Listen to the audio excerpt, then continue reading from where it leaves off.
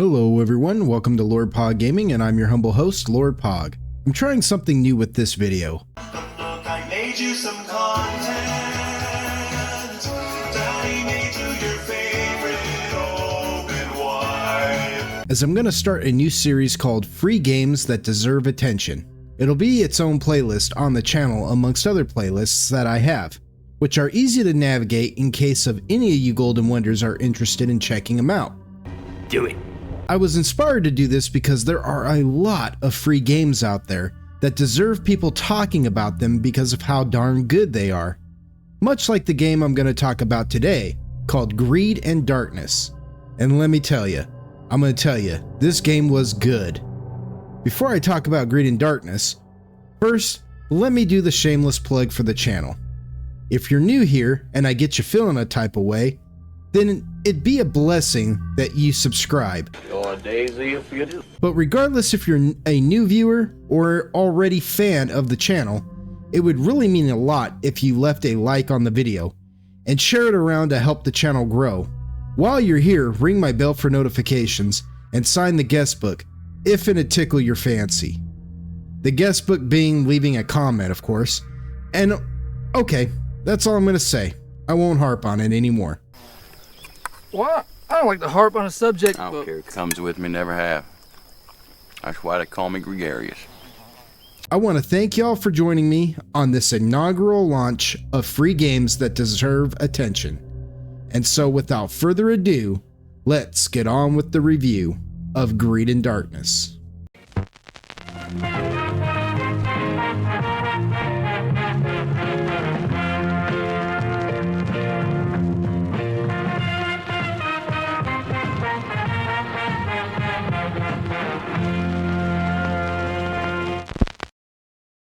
Greed and Darkness is a first-person dungeon crawler released just recently this year, which makes it relatively one of the newest games I've ever reviewed. Normally, I like to review retro games, or games that have been out for at least a couple of years. I'm sort of a time-traveling gamer. No, it's not like that. That's not what I'm like. And what are you like? I don't know, Gandalf. But a space Gandalf. Or the little green one in Star Wars. You really are not. You are a bloke. Or something like that. A trailer for Greed and Darkness can be found on one of the creators for the Art of the Games YouTube channel, Vigo Asgarden, whose name I know I probably butchered. Sorry, Vigo. boo this man! I'll leave a link for the trailer in the description. It's well done and is what drew me to Fear and Darkness to begin with, along with my brother Android, one of them old school gamers, who actually showed me the trailer. Thank you, Android. There were a lot of people credited for Fear and Darkness. David Janssen, Vigo Asgarden, Lena Nygren did the art, Gustav Sandin, Agnes Bennett, Jonathan Romskog, Isaac Granroth did the programming, and Hewitt Tosai, or Toyce, created the font Allegard used for Greed and Darkness. Whew. I want to apologize if I butchered anyone's names. I did my best. You liar! I'll leave a link to the official Greed and Darkness page in the comments. That way any of you Golden Wonders can see the trailer, look at the artist's independent art, and the like. Fear and Darkness can also be downloaded from this page or found on itch.io. The game was created by using Yergo, game creator. So what is Greed and Darkness really? Well, as stated before, it's an FPS dungeon crawler, but at its core, it's so much more than that. Now you Golden Wonders out there might be saying, Pog, we've already got Fear and Hunger. Why should we play this? Oh, well, allow me to retort. While yes, Fear and Hunger has a lot of production behind it, but does that make it a better game? I'd say no, and I'll tell you why. It's not about whether Fear and Hunger is better than Greed and Darkness, or vice versa for that matter. It's about what Greed and Darkness brings to the table. which is by my estimation a lot of hard work. Just playing Greed and Darkness, I could tell that it's a labor of love. There's not a huge plot, but with what the player is given, one instantly knows why they are there and what they are supposed to be doing. It all starts with the ritual, where a person, when of age, must venture forth into what is known as the Gorged One's dungeon. They cannot leave the dungeon until collecting 10,000 gold, which as far as I can tell is what keeps the village who sent the player alive, or afloat, if you will. Although the plot is short and sweet, there's an eerie, ominous presence to it, this nagging loneliness and unseen danger that seems to be lurking around every corner as the player delves deeper into the Gorged One's lair. There are foes to be fought and obstacles to overcome, puzzles to be solved, along with what I can only describe as composure management. Some of you Golden Wonders out there may have heard the saying, keep your composure. If you have, Check out the big brain on Brad. then you know what I'm talking about, as the biggest strength of Greed and Darkness is how well the player can keep their composure. With every progression of the dungeon, it becomes apparent that the player cannot rely on what they are seeing, nor other aspects. I honestly don't want to say much else, as I don't want to ruin anything. My best advice, and what I will say, is that the compass is your best friend. What can I say except you're welcome? Beyond that, saying anything more would just ruin the experience of Greed and Darkness. And if I do that, then what's the point of my suggesting you Golden Wonders play it?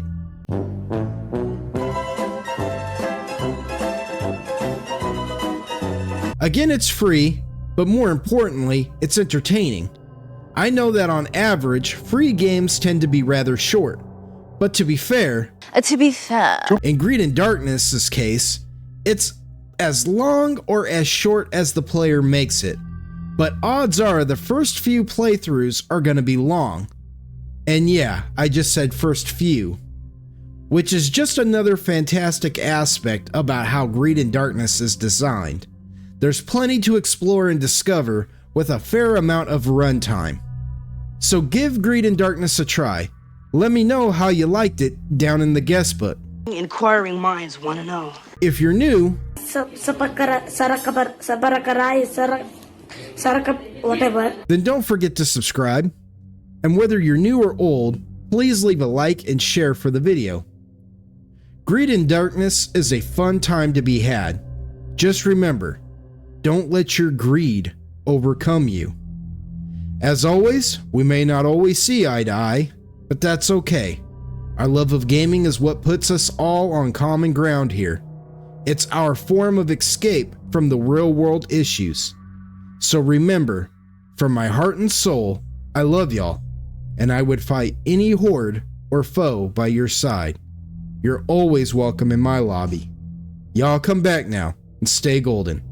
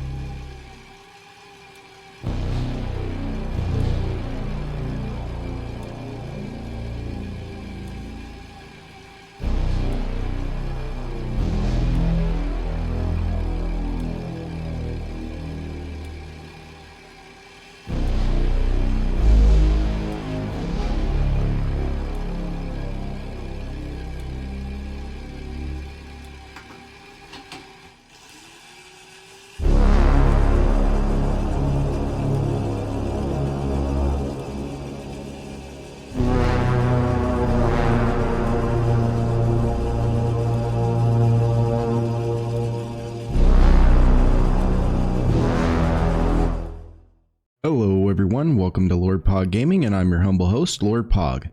I know I just did one of these types of videos, but I wanted to do a few to add to the catalog of free games that deserve attention. Look, I made you some content. Daddy made you your favorite open wide. I know in the last review of Greed and Darkness, which is posted, and y'all can check it out, Do it. I called this series by a different name, but I did what is known in American football as called an audible, meaning I changed the name after the video was finished and posted. So yeah. Move this man! Anyway, I really like doing these more short form videos, and I hope y'all Golden Wonders enjoy them too. The free game deserving attention I want to talk about today is Dead Mall. And boy howdy, did it cause me to jump a few times. But before we get into the review, first let me do my shameless plug for the channel. If you're new here and I get you feeling a type of way, then I'd be honored if you subscribed. Your daisy if you do. Regardless if you're a new time viewer or a returning one though, please don't forget to leave a like on the video and share it around. It really does a lot for my confidence and gets the channel into the YouTube algorithm. I think.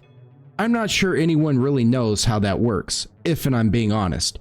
But to be on the safe side, like and share on the video please. Also, ring my bell for notifications and sign my guest book while you're here. The guest book meaning leaving a comment, of course.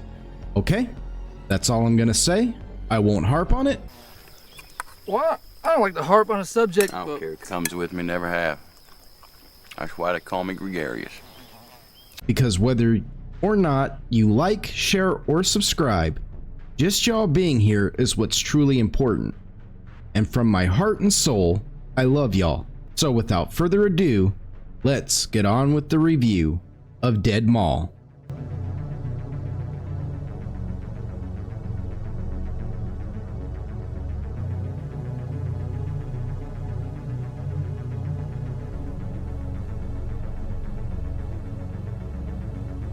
Dead Mall is a first-person survival horror game that came out recently.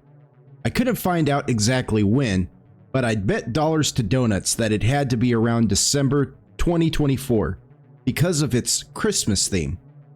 So yes, once again I'm reviewing yet another more recent game, which isn't entirely my thing. No, it's not like that. That's not what I'm like. Then what are you like? I don't know. Gandalf. But a space Gandalf. Or the little green one in Star Wars. Warm. You really are not. You are a bloke. But in the case of Dead Mall, it's worth it. Dead Mall's official game page can be found on itch.io, but I'll also leave a link to it in the description.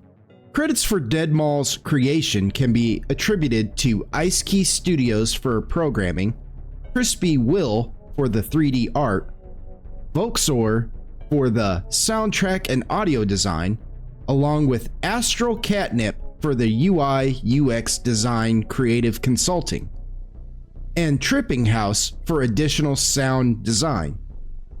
Check out Dead Mall's homepage to see what these amazing people are doing and give them as much support as possible. It's because of folks like them that we have games like Dead Mall. Additional acknowledgements for the female mannequin model, F-Mod, and fluorescent light texture can be found at the main page as well. A link to the font Kindly Rewind is also there, along with the leaderboard program Loot Locker. Yes, there's a leaderboard for the game, but we'll get to that in a bit. Hold your horses. Before jumping into what Dead Mall is about and how it plays, I first want to say how much I enjoyed it, as there were a few times it made me jump right out of my chair while playing it. The map isn't massive and procedurally generated, which basically means randomly generated mostly. Yet that didn't take away from my experience one bit. The generated aspects of the game are where the shops are located and what gifts you can find in each one. But once the player learns the layout of the mall as a whole, it won't make one want to rage quit. Like it's Daggerfall or something.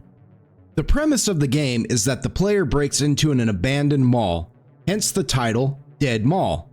on Christmas Eve to do their Christmas shopping. All seems well until you realize that there's a reason this mall is abandoned. Turns out the mall is haunted by a really ticked off ghost wearing a Frosty the Snowman mascot costume. That's the plot in a nutshell. Help! I'm in a nutshell. How did I get into this nutshell? Yet what really makes Dead Mall shine isn't some expansive plot, however. Dead Mall's true strength is its gameplay and retro atmosphere. I felt as though I were in one of those 80s movies like Chopping Mall or Phantom of the Mall: Eric's Revenge. I was instantly taken back to my childhood with the music, the style, and all-around vibe of Dead Mall. 80s horror movies of this type did a good job at presenting what is supposed to be a friendly atmosphere with this tinge of dread just lurking below the surface, and Dead Mall accomplished this masterfully. The object of Dead Mall is to race through each shop and collect as many gifts as the player can find, then race back to their vehicle and load up. The player can grab and take each gift one at a time or use a shopping cart to gather several. The player can choose to leave with what they've gathered at any time or go for big money and see how many gifts they can get, which will increase their score on the leaderboards. Oh yeah, the leaderboard. That's right, Dead Mall offers an online competition for the players to see how much money in gifts they can gather before hightailing it out of there. But be warned, after a certain amount of time, Old Frosty is going to show up to wreck your day. If he catches you, you'll lose all your points and have to restart. He starts off pretty slow at first and isn't incredibly hard to dodge, but he's got tricks up his sleeves. At one point while playing, the power to the mall cut off and I had to find the lever to restore it, only to find it down a hall with only one way in and one way out. When I turned around, Frosty was there blocking my path.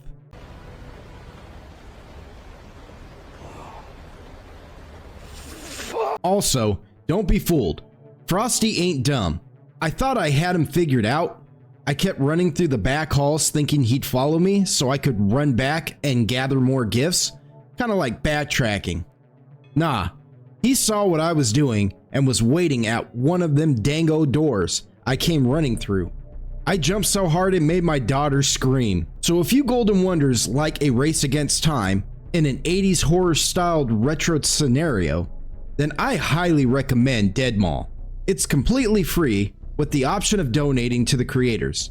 And I personally think that if you have a little to spare, these amazing folks are worth it. If you can't though, there's no judgment from me here. I want to thank y'all for joining me if you're new.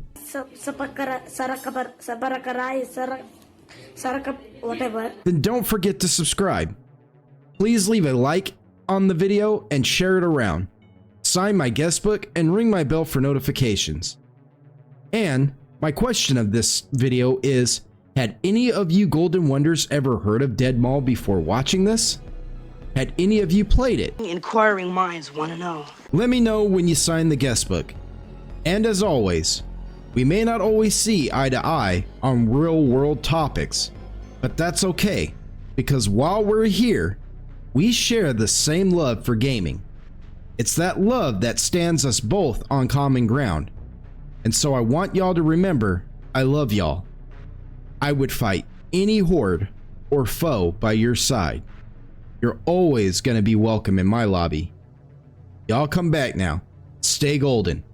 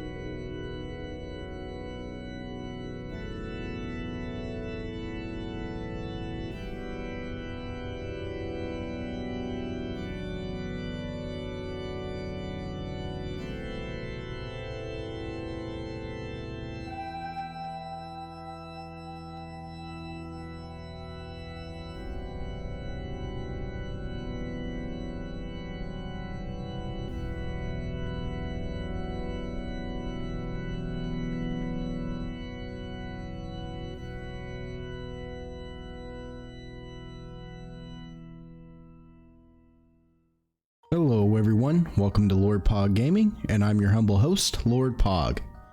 Today I'm doing another free games that deserve attention. Only it's a little different this time because it's not a full game, but a demo.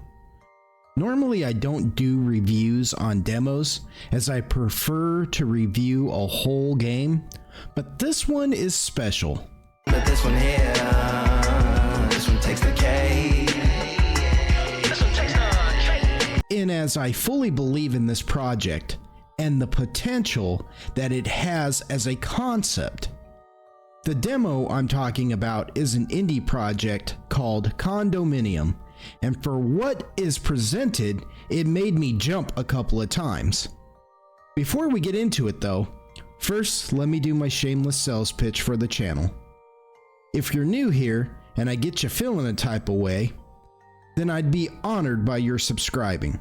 Your daisy if you do. But regardless of if you're new or an already fan of the channel, I'd appreciate a like on the video, and if y'all could, share it around please. It makes a world of difference to me, and it helps the channel grow. Circulating it through the YouTube algorithm, who is a fickle being. Plus, ring my bell for notifications and sign my guest book while you're here. The guest book being the comments section, of course. And okay, that's all I'm going to say about it. I won't harp on it. Well, I don't like to harp on a subject, I don't but care. It comes with me, never have. That's why they call me gregarious. So without further ado, let's get on with the review of Condominium.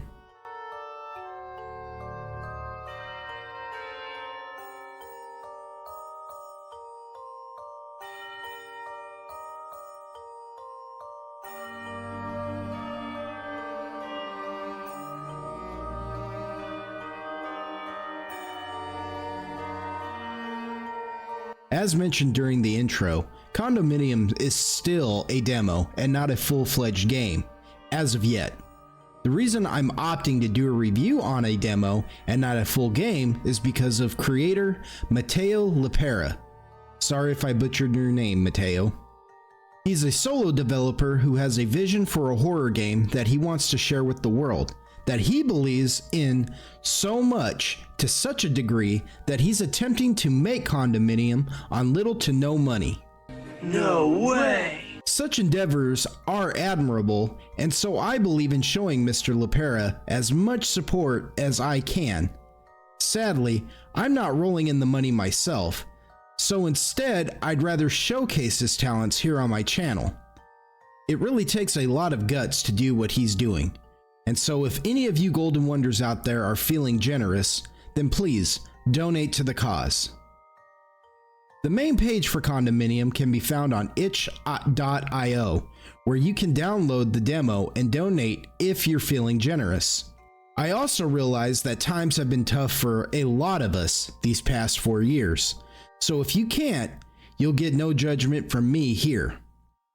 Also, y'all can find a link to all of Mr. Lepera's socials and even his YouTube channel, where you can see his amazing and gutsy journey through the world of game development.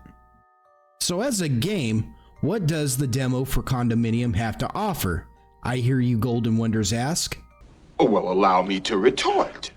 It's a proof of concept where the player gets to have an idea of what some of the mechanics of a finished product might feel like.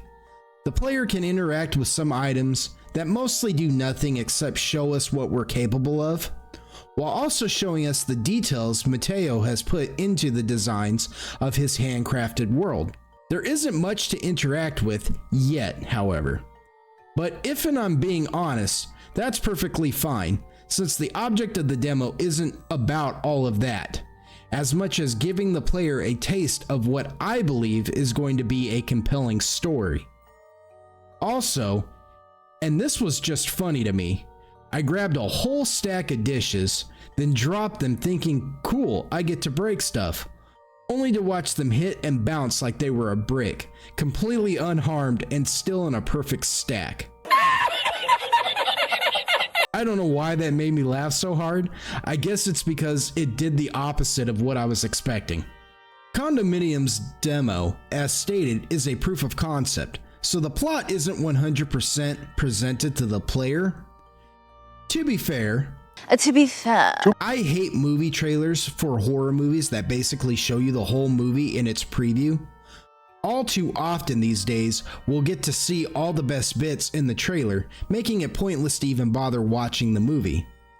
Condominium doesn't do that. Instead, what Mateo has done is given us slivers of information on what the story is about, then proceeds to craft an exceptionally creepy atmosphere with scares that create growing dread, only then to end the demo as it reaches its crescendo, leaving the player, I hope, wanting more. I don't want to spoil anything else, as I suggest all of you Golden Wonders out there go and get the demo and experience this captivating thriller for yourselves. What I will say is that the game takes place in Italy, at least I think it's Italy. For you Dario Argento fans out there who have grown up loving movies such as Suspiria, Phenomena, and Tenebrae, and its like, then Condominium will satisfy and leave you wanting more. Giallo is the genre for Italian horror that was pioneered by directors like Dario Argento, and Condominium is the first game I've played that has captured the vibe of Giallo horror, and I'm pretty sure I'm pronouncing that wrong. But moving on. There were times that I honestly felt uneasy moving around the aforementioned condominium, like something was watching me at all times, with every sound and shadow causing me to stop and investigate. There's an importance to this game that I feel genuinely about, and the introduction of Giallo horror genre to gaming. When just a demo can cause pure terror to fill my very being, from just hearing something that says my name.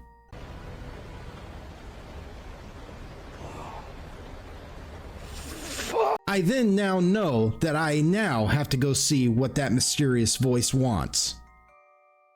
Yes, what Mateo Lepera has made so far deserves our attention and support in the gaming community.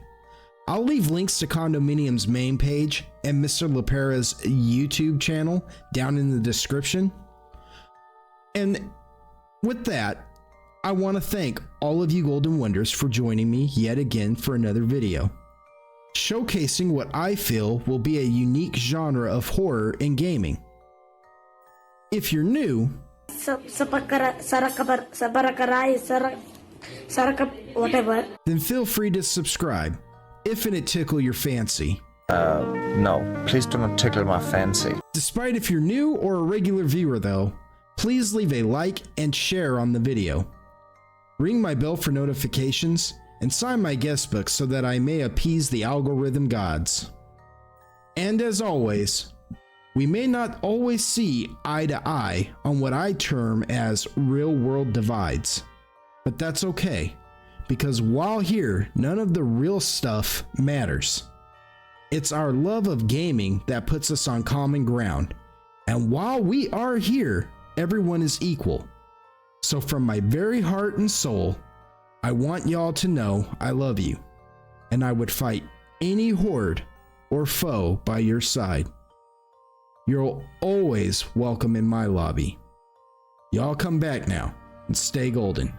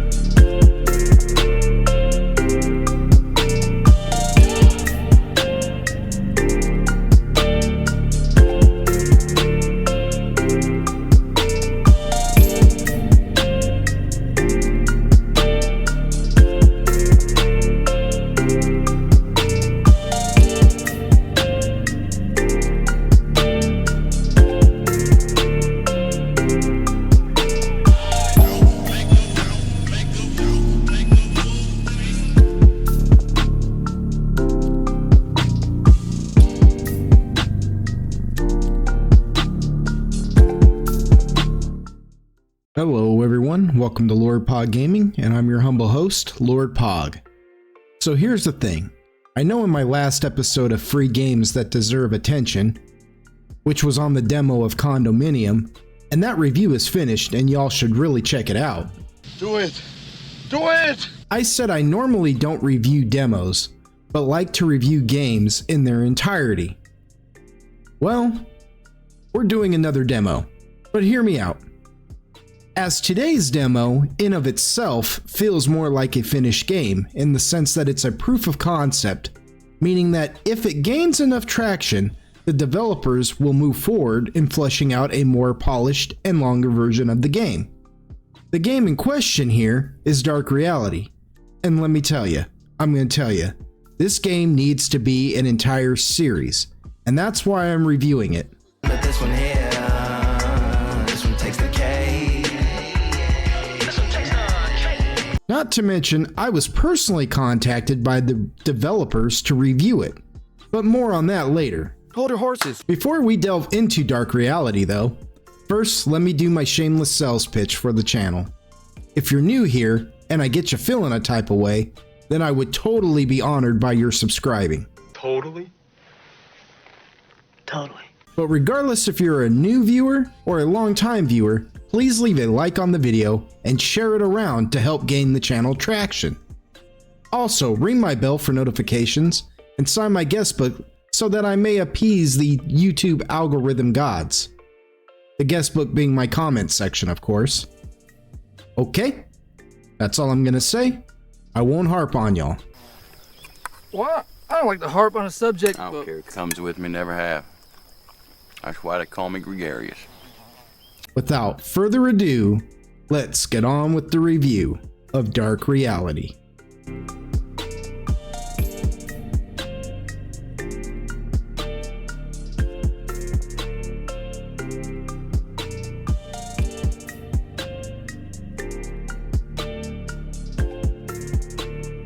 Dark Reality is the most recent game I've reviewed in a long time on this channel. As from the post by the developers on their itch.io page confirming Dark Reality's release, by my estimation, it's only about 14 days old or so. I really am in my time travel arc right now, where instead of traveling through the games of the past, I'm meddling in the present day. No, it's not like that. That's not what I'm like. Then what are you like? I don't know. Gandalf. Bit of space Gandalf. Or the little green one in Star Wars. You really are not. You are Luke. According to the post, Dark Reality's development was an intense 3 months for the developers Nicola Dow and Luca Foligno. Sorry for butchering your names if I did, y'all. Two former employees of a AA studio who are from Turin, Italy, which also makes this the second game I've reviewed with its roots tied to Italy. I'm turning into one of the Corleones here.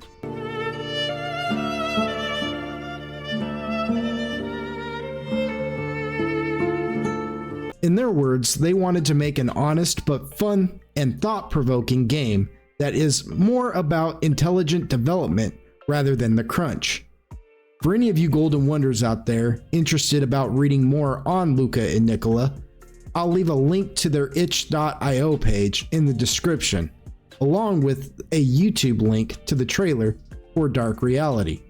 So what is Dark Reality exactly? It's a grimdark adventure inspired by Dark Souls with fantastic artwork by Rumpelstiltskin. Turn nothing into something, still can make that straw in the gold jump. I will spin. Rumpelstiltskin in a haystack. It's an unapologetic story of the protagonist, known only as the Faceless, a knight who is besieged by King Tatumante 30. Sorry if I butchered his name, Nicola and Luca. Sorry. The Faceless is beseeched by the king to save his son, Prince Typhon, and his daughter, Princess Medusa, from the Toad Duke, who is holding them hostage in the necropolis of the Lady of the Underground. And in exchange, he'll marry Medusa off to the Faceless, making the Faceless an official prince of the royal family. That's the plot in a nutshell. Help! I'm in a nutshell. How did I get into this nutshell? But it's far more nuanced than that. When Luca and Nicola contacted me about reviewing Dark Reality, I thought it was a full game. But when I went to download it, I saw that it was only a demo. Now, to be clear, I'm not complaining. What they have done here is amazing. Even though Dark Reality as it stands is only a demo, it has a definitive beginning and end. For what we are given, the characters and story feel fleshed out. Normally, and this isn't to take the piss, don't piss down my back and tell me it's raining. Most demos really only give a taste of what we can expect, with the characters and story remaining noticeably still under creative development. What Nicola and Luca have done here is given the player everything they need for a full, thought-out story that, should Dark Reality get enough attention and demand, they will commence on creating a much more broader plot, and personally, I hope they do. As stated before, Dark Reality's story is thought-provoking, and at times unapologetic, which does bring me to the disclaimer about the game. It has extreme mature subject matter. While I recommend playing Dark Reality and giving Luca and Nicola all the support in the world to move forward with a bigger game, some of the subject matter and language used could offend a more sensitive player. Seriously, there were elements to the game that had me leap out of my skin once I realized what was going on, and there are a few moments when the characters are talking and some of the dialogue had me have to do a double take. What did he say? I won't say anything here, but me personally, I grew up in the 80s and 90s. Nothing offends me. So if you have a thick skin and love a Dark Souls inspired grimdark adventure, then I highly recommend Dark Reality. Oh, and before I forget, I have to talk about the music. It's what I've been playing in the background for this review, and every track, not just this one, is a banger. Typically, the genre of funk isn't what is to be expected and paired with grimdark adventures, like Dark Reality. But that just goes to show the creative nature behind Luca and Nicola's vision. While at first the music seems out of place, as the story of Dark Reality progresses, somehow it begins to fit as if nothing else would have or was meant to be played alongside this adventure. I'll leave a link to every song used in the description below in case any of y'all are feeling funky. Boo this man! Well, I thought that joke would land. There are some translation issues in the game, but Luca and Nicola promise to fix those if they move forward with a larger version. Again, I'll leave a link to the Dark Reality's homepage in the description if any of you Golden Wonders are interested in playing it for yourselves, which I highly recommend you all do. Seriously, y'all, Nicola and Luca and Rumpelstiltskin put a lot of effort into this game and deserve all the support we can give. When they contacted me to review Dark Reality, at first I was stunned because I'm not exactly a big-time YouTuber, but they were familiar with my channel and believe in what I do. Having played Dark Reality for myself, I now believe in what they do and want to help them succeed, especially if their success means we'll get a longer version of the game, which this version takes only about an hour to complete, so give it a try. With all that said, I want to thank all you Golden Wonders out there for joining me on yet another free games that deserve attention. Again, if you're new to the channel and you like what I do, then I'd be honored by your subscribing. You're a daisy if you do. New or old though, don't forget to like and share the video, and regardless if you like, share, or subscribe, I need you all to remember this. You have taken your time out of your schedules to be here with me, and that's what's really important to me. That's what means the world to me. And so from my heart and soul, I want y'all to know I love you. Ring my bell for notifications and sign my guest book, if it tickle your fancy. No, please do not tickle my fancy. And as always, we may not always see eye to eye on real world topics and issues, but that's okay. Seriously, I'm no stranger to having heavy debates with people both in person and on the internet. It's nothing new to me, but none of that matters when we're here. It's our love of gaming that unites us and stands us on common grounds. So remember, I would fight any horde or foe by your side. You're always welcome in my lobby. Y'all come back now. Stay golden.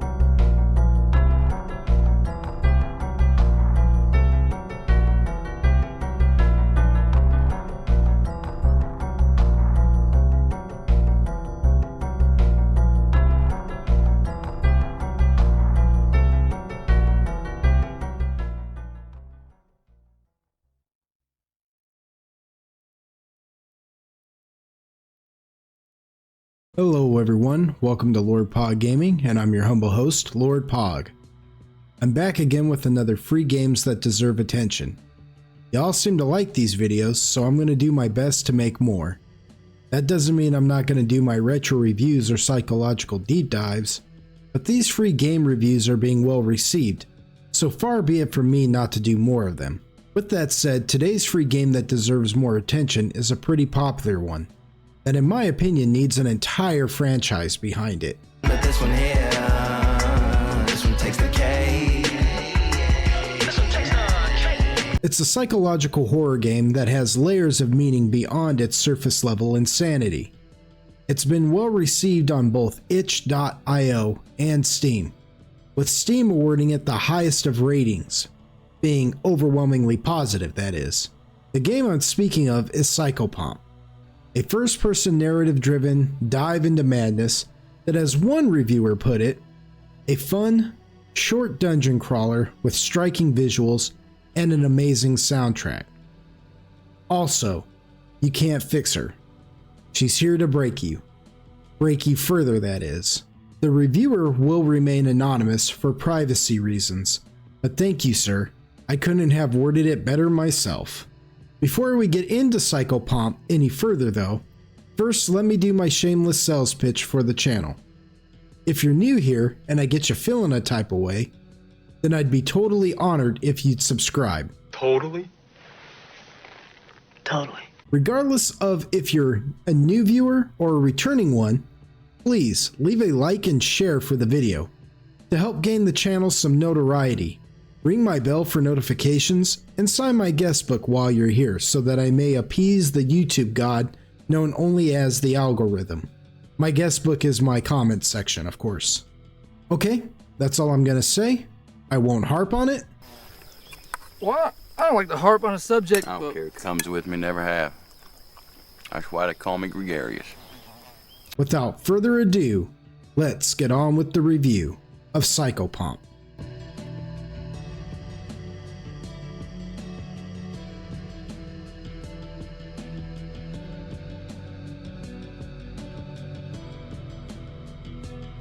Psychopomp, by my estimation, was released in 2024, and since then has gained a type of cult following for itself.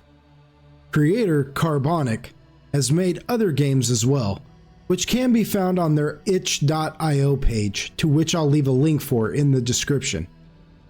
As stated before, Psychopomp can also be found on Steam, where it gives credit of publishing and development to Fading Club. Subsequently, the game itself also gives credit to Fading Club, but the itch.io page mentions Carbonic by name. Why? Who knows? But what I can say is that Psychopomp developed enough of a following that Psychopomp Gold was released not long after. Psychopomp Gold is a more polished and expanded version of Psychopomp that I haven't played yet. Now, some of you Golden Wonders out there might be asking, Hog, why didn't you just play Gold instead of the OG version? Oh, well, allow me to retort.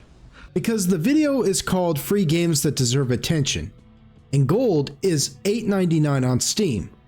So that would have defeated the purpose, don't you think? Think, Mark! Also, the benefit of playing the OG version first is sort of in the same vein as playing a demo. Let me be clear, Psychopomp is not a demo. It will only take about an hour to finish, but for what it is given, it's a fully realized game. Sort of. I say sorta because its plot leaves a lot up to the player's imagination. But we'll get to that here in a minute. Hold your horses. The point I'm trying to make right now is that by playing the shorter version first, Carbonic and subsequently Fading Club are allowing one to see if Psychopomp is their kind of vibe. And boy howdy is Psychopomp a vibe. The story follows a sorta androgynous girl who believes that the reality she's come to know is a fat lie. That everyone is in on it but her, and her whole life is just a fake construct crafted by society in order to keep her from knowing the truth. For instance, there are notes that can be found in Psychopomp that inform the player of what's actually going on. Things like the stars aren't real, or that to fuel energy, we have to feed children to furnaces. What did he say? I suppose I should have given a trigger warning, but you get the idea.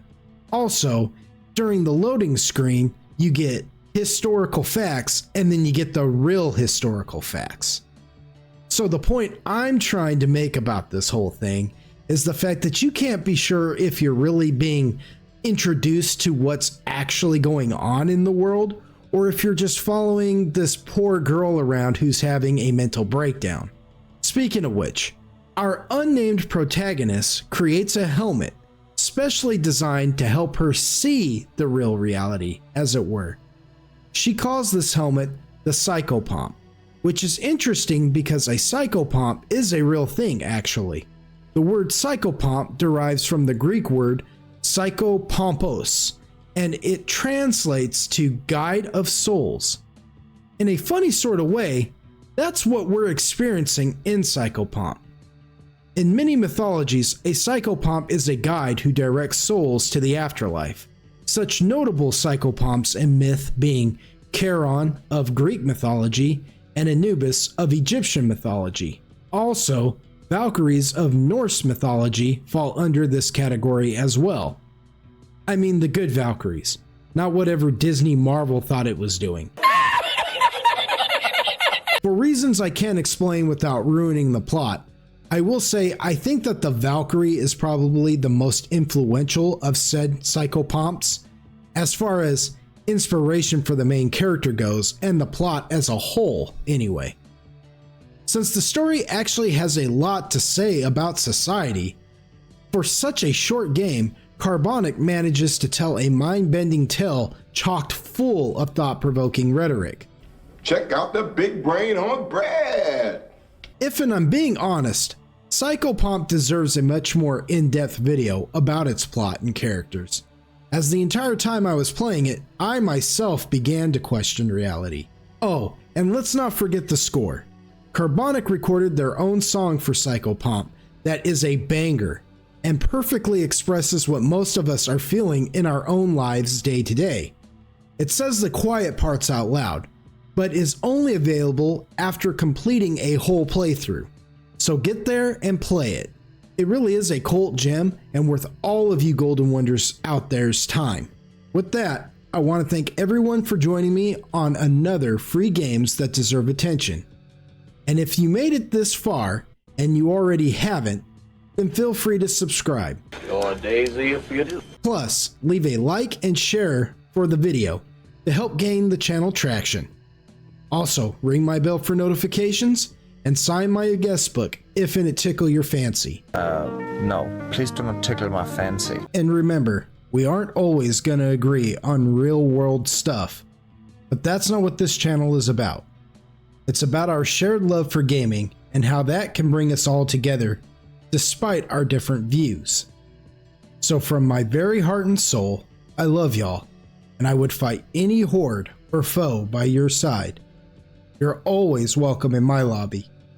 Y'all come back now. Stay golden.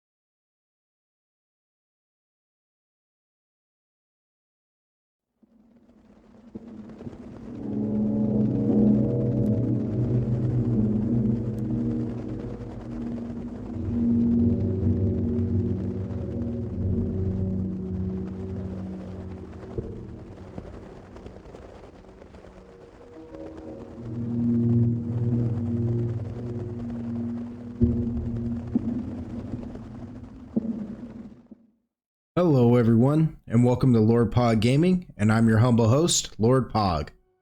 I'm currently working on some bigger, longer projects that take a while to finish. So in the meantime, I'm bringing you Golden Wonders, another free game that deserves attention, so the channel doesn't stagnate. Look, I made you some content.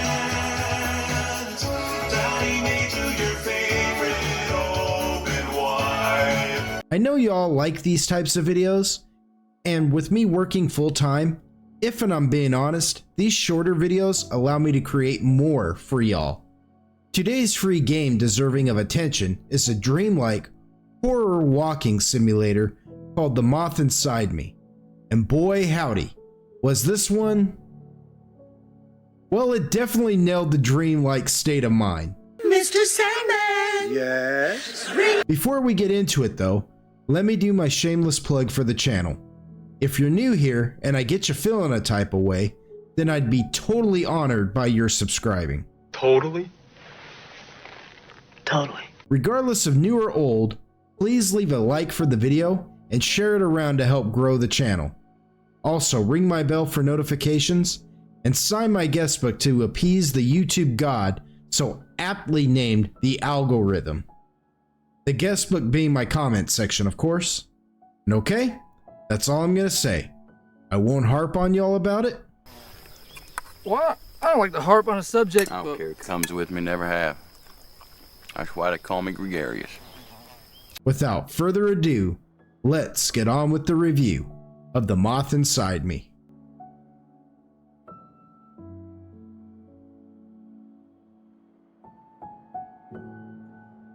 Interestingly enough, The Moth Inside Me is without a doubt the newest game I've ever reviewed. At the time of making this, it only had been published 29 days ago, with an update having taken place only 21 days ago.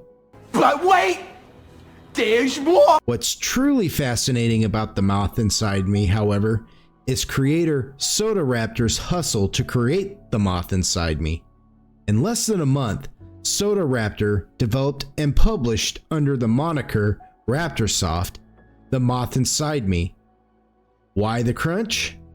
Because they wanted an entry in not one, but two contests, themed Horror Game Jam and LSD Jam to be specific. I'll leave a link to The Moth Inside Me's itch.io main page so any of you curious Golden Wonders out there can check it out. So what is the moth inside me really about? Well, to answer that question, and or to do it justice, would take much longer and more in-depth video that I may end up doing in the future. You liar! I mean, maybe. My work ethic on posting videos isn't anything to write home about.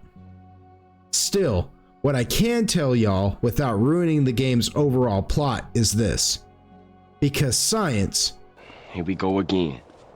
Just hear me out. I know this is a roundabout way to explain this, but science has yet to fully understand what dreams truly are. Even more so, what purpose they truly serve. As a result of the phenomena that are dreams, many theories have arisen throughout the ages in regards to what a dream actually is. Some say it's your brain's way of telling you something important, while others give a more sci-fi explanation, like perhaps it's your actual life and what you're living now is the actual dream. Yet others like Carlos Castaneda gave it a more mystical attribute, hence his whole astral projecting and the like. Which is relevant in the movie Donnie Darko. I love movies! Which mixes a blend of all three theories. Regardless of whatever one chooses to believe about dreams, what the moth inside me manages to accomplish is a tapestry of a single person's life, all told through abstract dreaming. While I'd like to go into further detail, I can't lest I spoil the plot. Boo this man! Needless to say, the moth inside me tells a very compelling story of life's journey, the struggles, the splendor and trauma of youth, and the daily grind of adulthood. My only critique of the game is how muddy the visuals become as it progresses. And yet that in of itself becomes a paradox, since the muddy visuals are also one of the greatest strengths, since without the visuals being represented in the form and fashion they are, then the aspect of the dreamlike state the moth inside me presents would that therein be lost. Meaning, how can I consciously make the critique while also praising it, since either the visuals are too muddy or exactly what needs to be. Oh no, I've gone cross-eyed. Whew. Anyway, the moth inside me is worth the time to play, as it only took me about an hour to finish. It is a walking simulator, but does offer a marginal amount of puzzle solving and has its creepy moments. I highly recommend it and encourage all of you Golden Wonders out there to show Soda Raptor your support. With that said, I want to thank all y'all who made it this far. Again, if you're new and you enjoyed the video, then feel free to subscribe. Your daisy if you do. Leave a like on the video and share it to help the channel gain traction. Ring my bell for notifications and sign my guest book if it tickle your fancy. No, please do not tickle my fancy. And remember, we may not always agree or see eye to eye when it comes to the real world issues out there. Yet while here, we're all the same, brought together on common ground because of our shared love for gaming. So from my very heart and soul, I want y'all to know that I love you. I would fight any horde or foe by your side. You're always welcome in my lobby. Y'all come back now. Stay golden.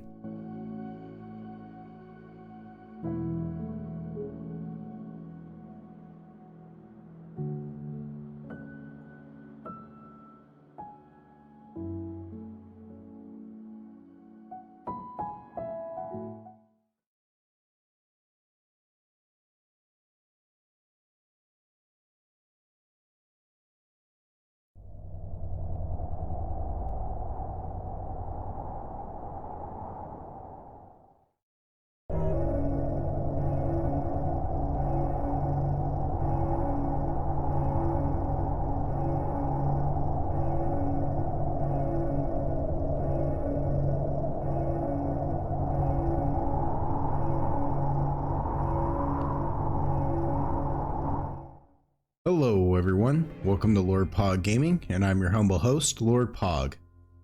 Once again, I'm showcasing another free game that deserves attention. And boy howdy did I enjoy this one. It's not as long as some of the others I've reviewed so far in this series, as it'll only take about 10 to 15 minutes to complete, but for what it lacks in length, it definitely makes up for an atmosphere. The game I'm talking about is a Western horror called Reverend.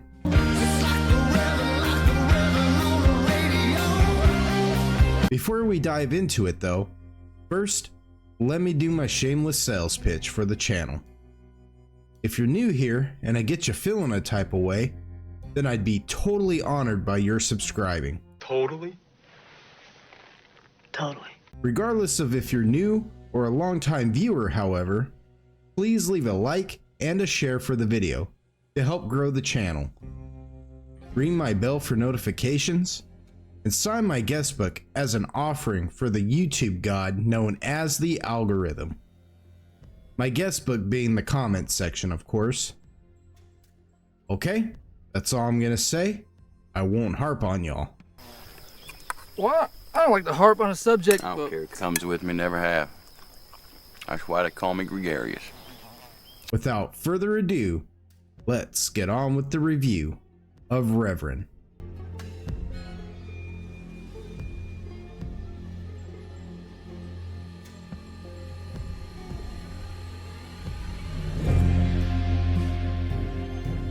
Reverend is, by the time of making this, only 20 days old, which means I really have gone from doing retro game reviews to slingshotting into a more modern day game reviewer time traveler story arc for myself. No, it's not like that. That's not what I'm like. And what are you like? I don't know. Gandalf. But a space Gandalf. Or the little green one in Star Wars. Warm. You really are not. You are Luke.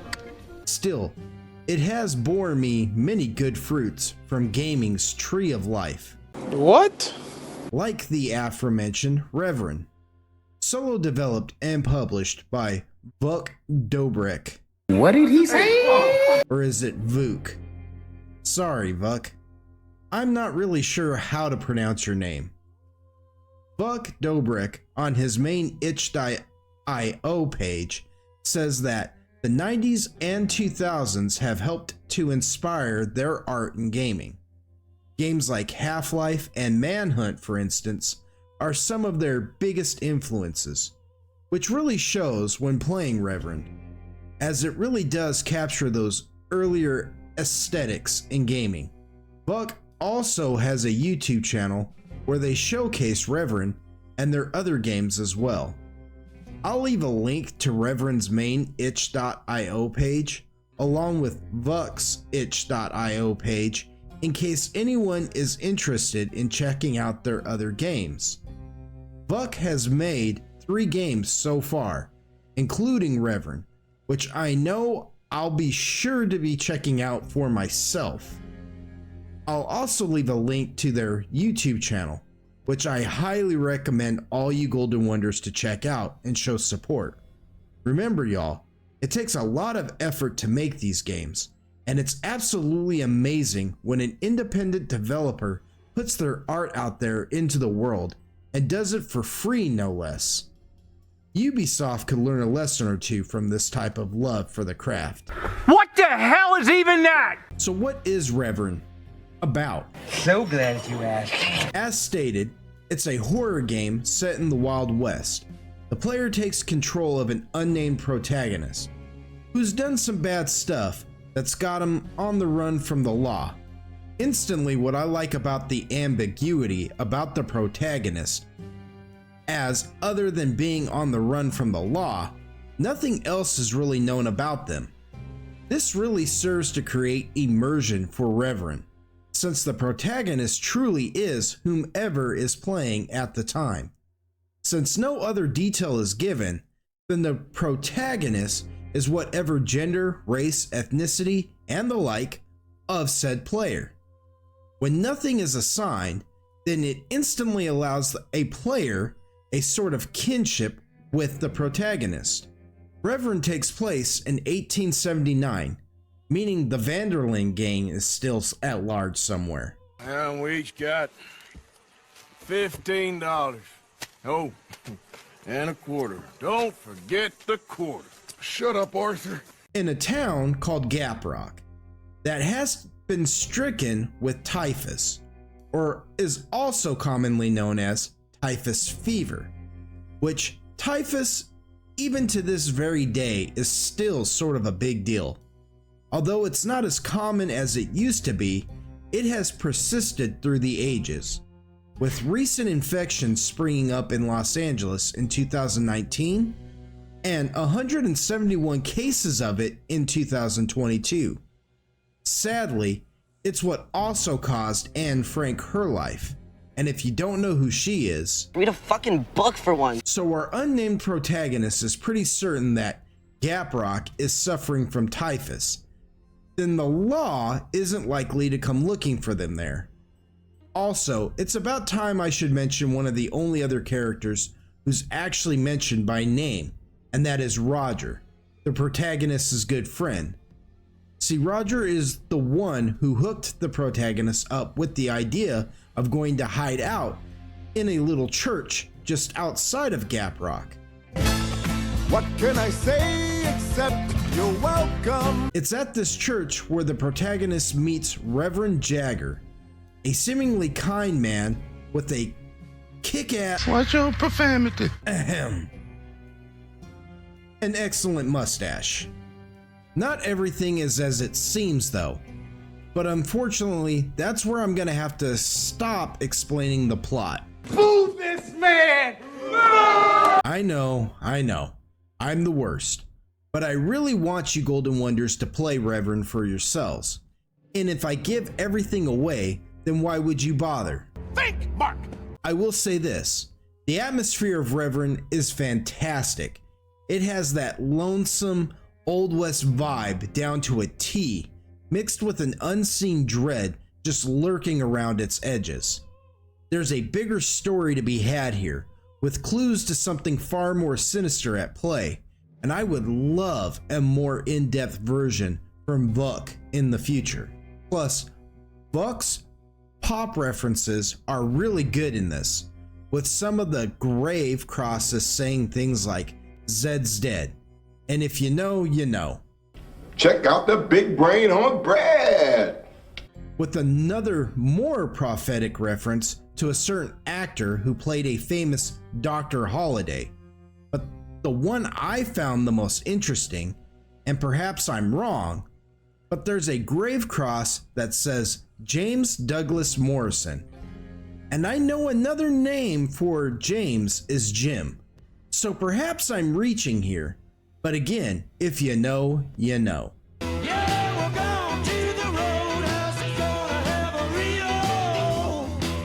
have a good time. I want to thank all of y'all who have made it this far in the video. I highly recommend going out and playing Reverend. It really is a gem, full of eerie visuals, like looking out to the town of Gaprock at night with its creepy ambiance. I promise that none of you Golden Wonders will be disappointed. If you're new, please honor me by subscribing. You're Daisy if you do. And despite if you're new or old, please leave a like and share the video around to gain the channel some traction.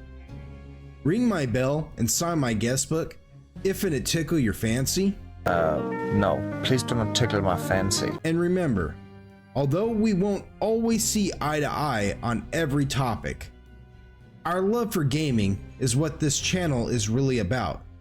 It's a place we can all come together on common ground. A place where none of the real world issues matter. And because of that, I want y'all to know from my very heart and soul, I love y'all. I would fight any horde or foe by your side. You're always welcome in my lobby. Y'all come back now. Stay golden.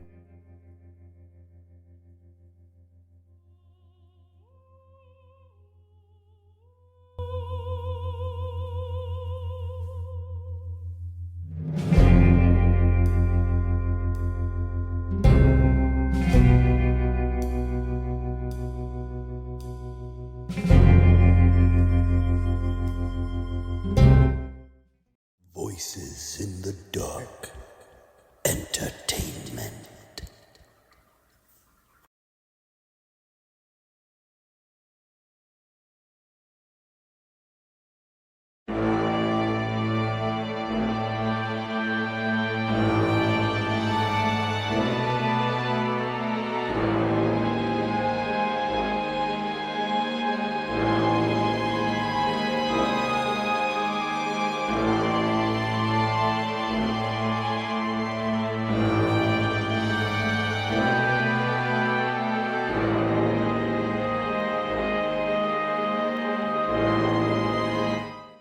Hello everyone, welcome to Lord Pog Gaming, and I'm your humble host, Lord Pog. You honor me with your presence as we gear up for another free game that deserves attention. I'll be honest, this one stumped me a little, y'all. Not because it wasn't good, but because of what it is and how long it is. I had tuned up originally for an hour-long game, maybe shorter, and that'd be okay. I was ready for a dark, creepy game that may be more atmospheric than all out in your face, full of jump scares and possibly puzzle solving. I was not ready for what I got though, and honestly, I was pleasantly surprised. That the Grinch's small heart grew 3 sizes that day. The game I'm talking about is Amanda's Movie Night. But before we dive into that, first let me do my shameless sales pitch for the channel. If you're new here and like what I do, then I'd be totally honored by your subscribing. Totally? Totally.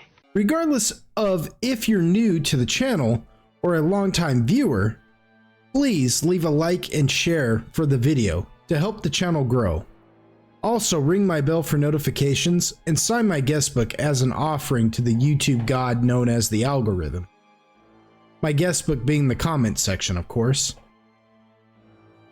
Plus, I don't know if y'all can hear that or not, but my dog is in the background eating and drinking from his bowl, so I may get a little bit of noise in the background on this one. I'm sorry, y'all. Kratos, come on, chill out. I'm doing a video, dude. I love him though, he's beautiful. And that's all I'm gonna say about any of that. I won't harp on the matter. Well, I don't like to harp on a subject, I don't but care. It comes with me, never have. That's why they call me gregarious. Without further ado, let's get on with the review of Amanda's Movie Night.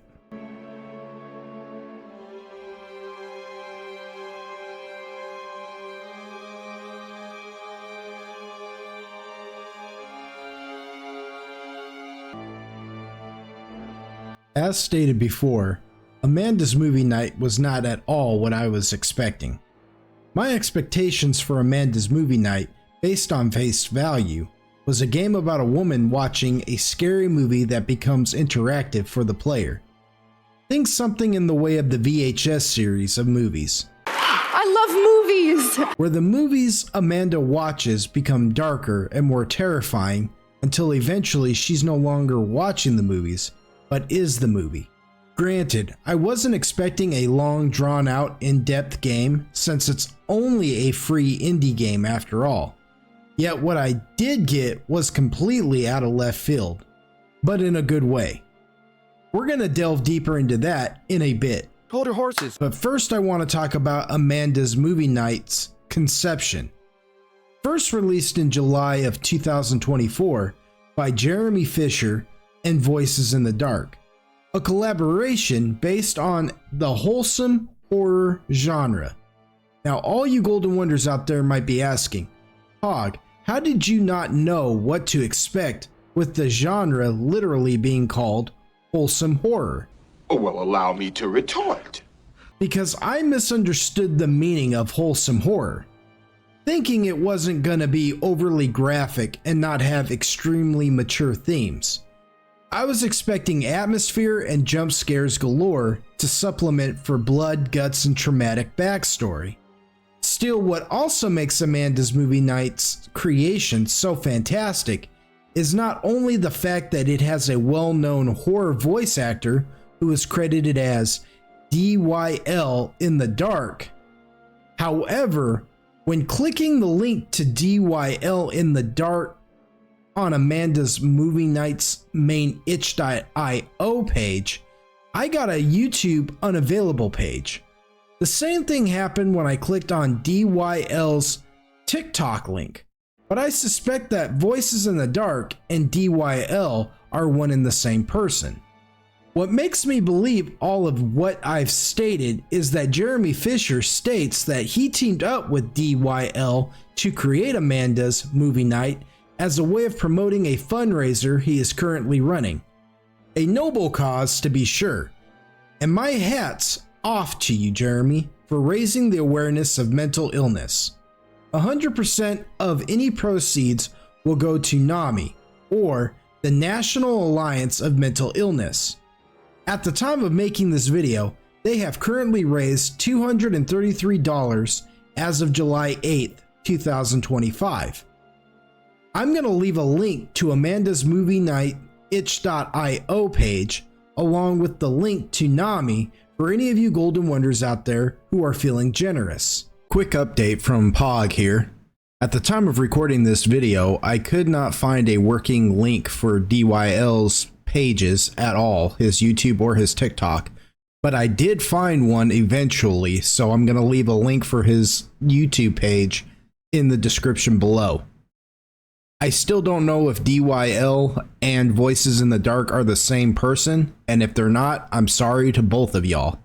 But as it stands now, I will leave a link to DYL's YouTube page in the description below.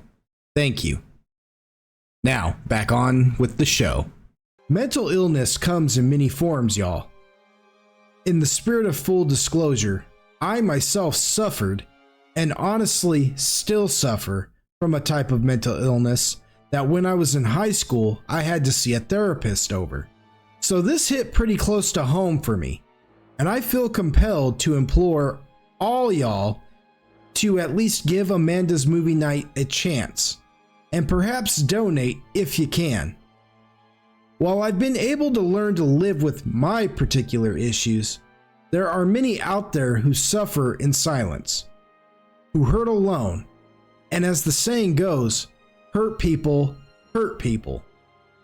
Without anyone to help them, people often find it hard to find an outlet, which can cause them to lash out in life-changing ways. And not for the better, more often than not. But okay, I'm not here to preach at y'all. Why? Like I said, this just unearthed a lot of memories for me. Let's get back on track though. As to what Amanda's Movie Night is even really about. I know I'm beginning to sound like a broken record when I say, yet again, I was expecting an atmospheric series of jump scares. What I got? Well, what I got was, yes, atmospheric and a decent amount of jump scares when considering Amanda's actual runtime. Still, Amanda's charm doesn't actually come from these things. Although there was one jump scare that did almost cause me to go watch your profanity, rear over tea kettle in my chair. No, the real charm of Amanda's Movie Night is its horror style When Harry Met Sally vibe.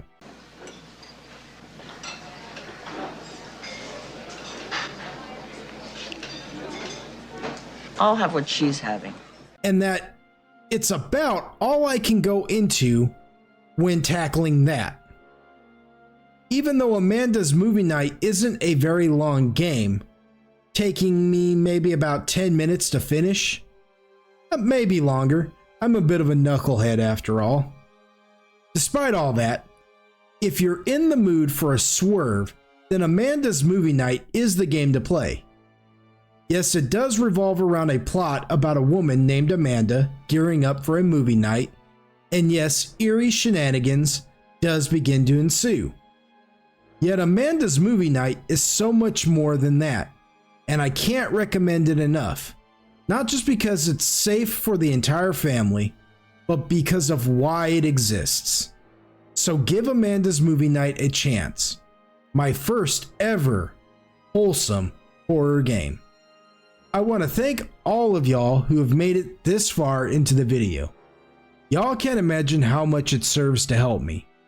I've never been one to think of myself as a guy who's particularly talented, yet y'all help to give me confidence that I've never had before.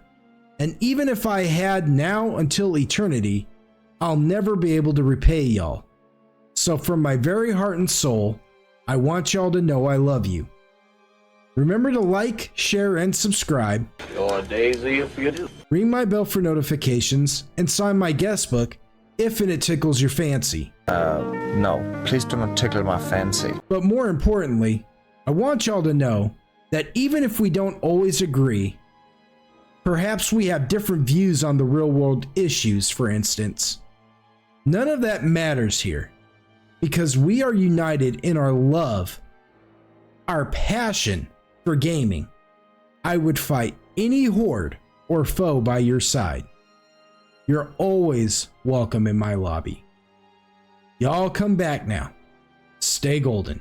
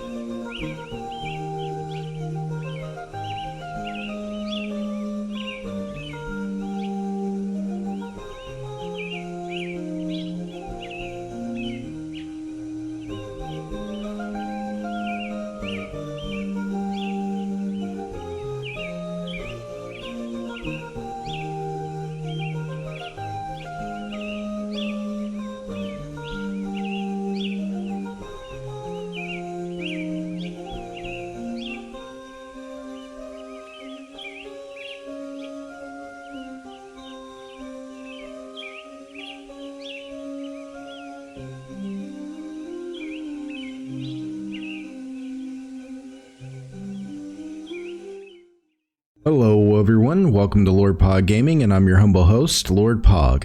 As always, you humble me with your presence as we gear up for another free game that deserves attention. I'm sure I've mentioned this before in other videos, but I try to do a variety of different kinds of videos, and here lately it seems like all I've done are these.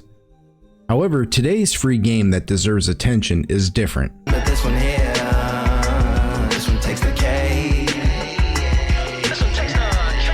For one thing, it's not a horror game, which I know I'm becoming known for.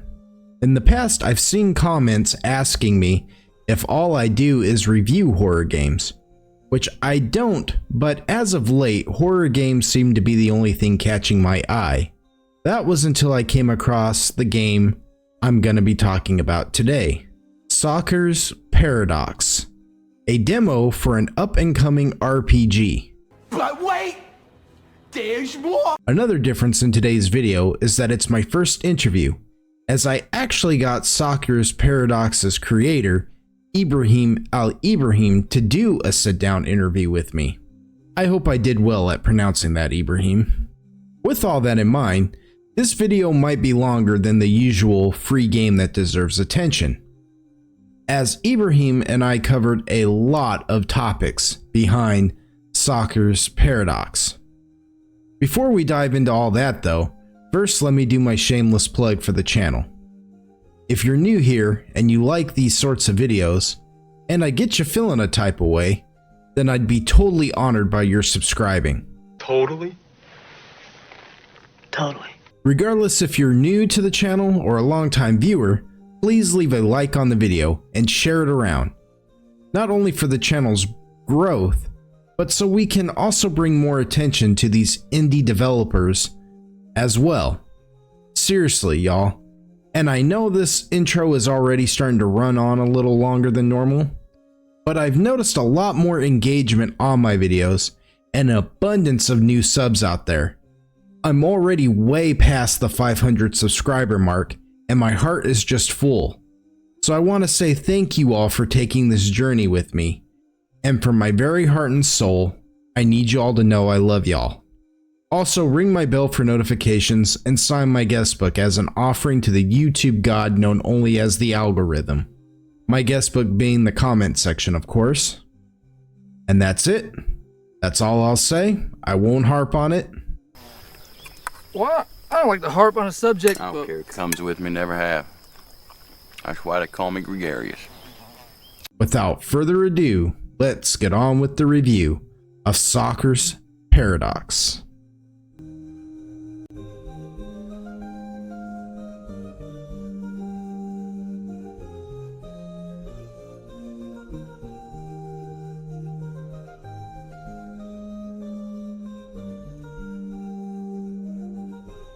Soccer's Paradox is a newly released game on itch.io from creator Ibrahim Al Ibrahim.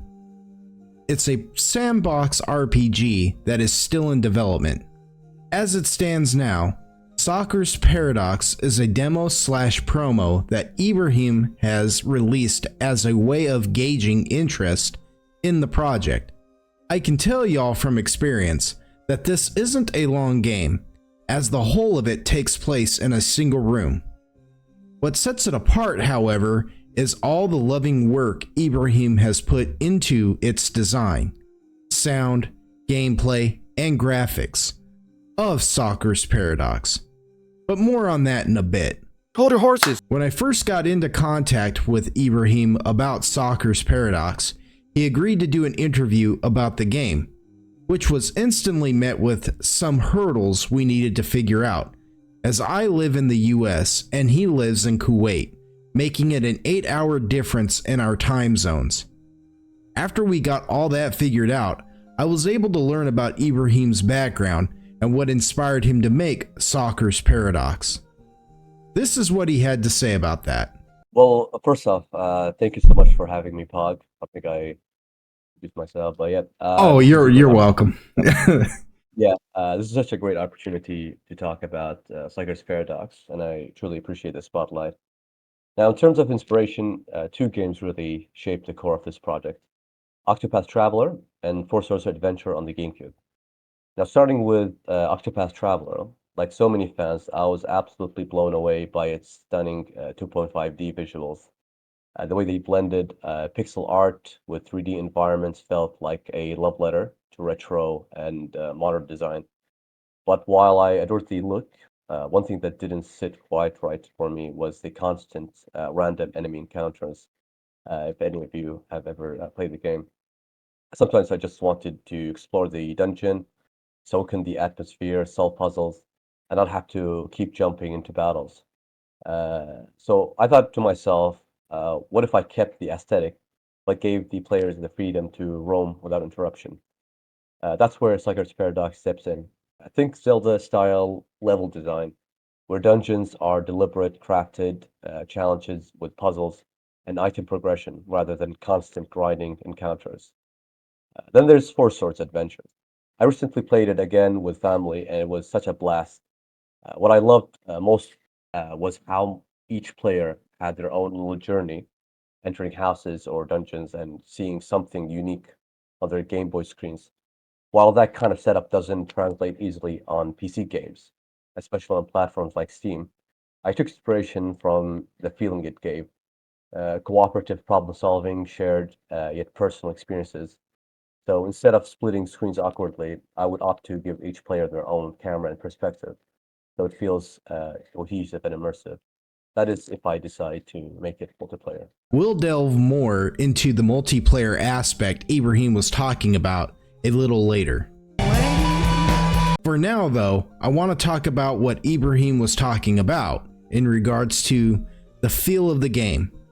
As someone who played Soccer's Paradox, what it reminded me of was The Legend of Zelda: A Link to the Past. Playing it on the mouse and keyboard, I could adjust the camera angle to be able to take in all the graphics and Ibrahim's beautiful created world. So I was able to play top-down, much like A Link to the Past, or zoom in for a more immersive third-person's perspective. The game takes place in a single cathedral that harkens to a Renaissance Gothic vibe. Stained glass windows shine light into the cathedral as Soccer takes on hordes of foes, and I was just blown away by the immense detail put into the surroundings. They are beautiful, y'all. The sheer amount of work Ibrahim put into the setting cannot be understated. This is what he had to say about this design and the cathedral. One of my biggest inspiration when it comes to like just massive architecture is Shadow of the Colossus. I just absolutely love giving the players, the feel that they're small in this grand world with towering ceilings and vast hallways, a true sense of scale, all within a pixel art, universe. I don't think that has been ever done. Usually, it's like everything is like scaled down. Even Octopath Traveler, the houses, everything has been scaled down. Giving this vast environment, I think it would be a nice change. I can't say it enough when I talk about the level of detail Ibrahim put into his world design, especially the detail used in the graphics. Why did these graphics instantly draw me in? So glad you asked. While feeling familiar, which instantly tugs on my nostalgic heartstrings. I'm a sucker for retro games, as y'all know. And if you don't know, then feel free to check out my 2 retro game review playlists on the channel. Do it! Do it! Which I call my R&Rs, meaning retro review. But getting back on track, Ibrahim's design not only feels nostalgic, but also completely original as well. Sure, there are aspects that can make one say, oh, that reminds me of that, while also feeling like this is a completely fleshed out new world with its own lore and backstory, leaving one wanting to venture out further and discover this new world's hidden depths. When asked about his world design and why it feels so familiar while capturing that original feeling, he had this to say. One of my biggest goals with Sliker's Paradox was to keep it fully original. There are so many incredible fan-made games out there, like Pokemon Uranium or another Metroid 2 remake, you name it, that get shut down due to copyrights. I didn't want that fate. So from day one, this game has been built from scratch. Every sprite, every tile, every animation is handmade. No borrowed assets, no AI shortcuts, just passion, essentially. And I chose a pixel art style similar to the Legend of Zelda Minish Cap. I love the character proportions and vibrant tile work.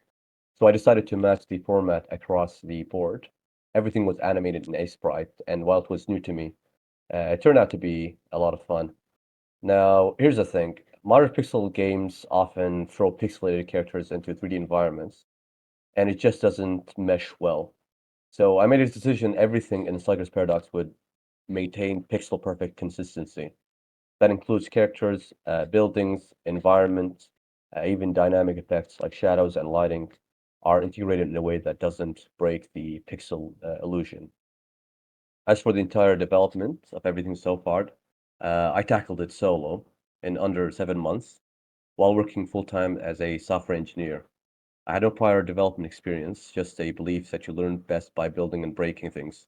Every element, the sprites, the soundtrack, the trailer, the logic, the system, it's all me and a friend of mine, Jacob, who composed the 2 soundtracks.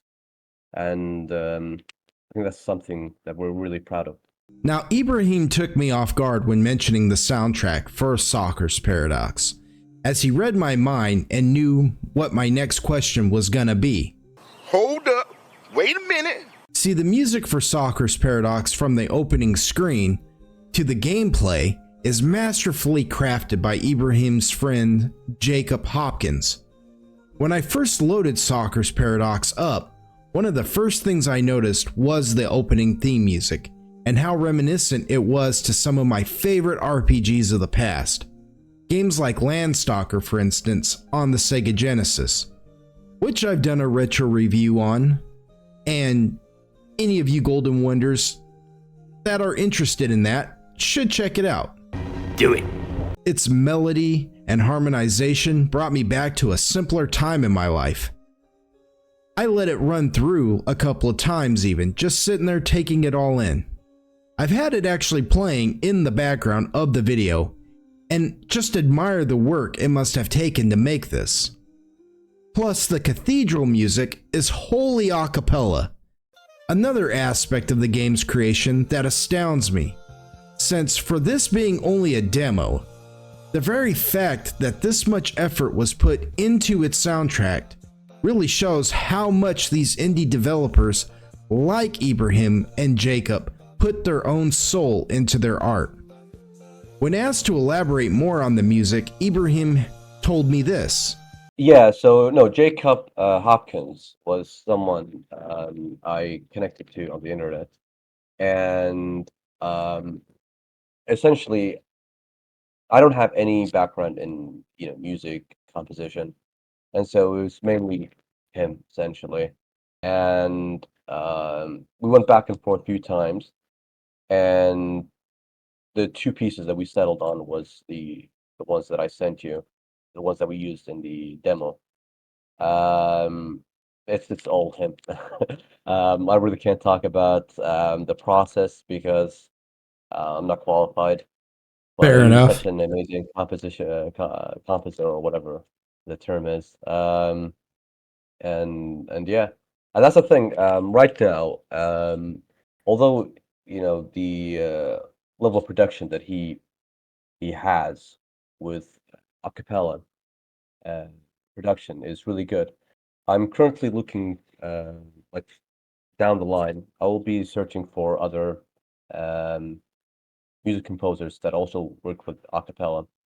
So if any of the viewers are in this down line of work, they can definitely get in contact with me if they're interested in being part of the game. Of course, they'll get paid. It won't be free work. Yes, that's right. As Ibrahim said, any of you Golden Wonders out there who have experience in music composition and are interested in becoming a part of Soccer's Paradox, you can either leave a message down in my guest book, and or all of Ibrahim's information will be in the description below, along where you can find Soccer's Paradox to download and play. With so much loving effort put into Soccer's Paradox, one would think that's all. Great visuals, good music, but that's not really all. Oh, no. Something that's also sets Soccer's Paradox apart from your typical RPG, and demo no less, is that the one NPC the player gets to meet, well, and that's all I can really say about him. Boo this man! I know, I built you all up and then I dropped you just like that. You might be asking, if I wasn't going to elaborate more, then why did I even bring up the NPC? Oh, well, allow me to retort. Because the one thing I can say is that a lot of effort went into bringing this NPC into being. And my only hint to y'all is continue the conversation. Half the journey of Soccer's Paradox is the NPC, and he's a gem that needs to be protected at all costs. Even if our interaction caused me to do a double take, leaving me speechless by some of his dialogue. What did he say? Again, I don't want to spoil nothing, and neither did Ibrahim, so this was all he could say about the NPC.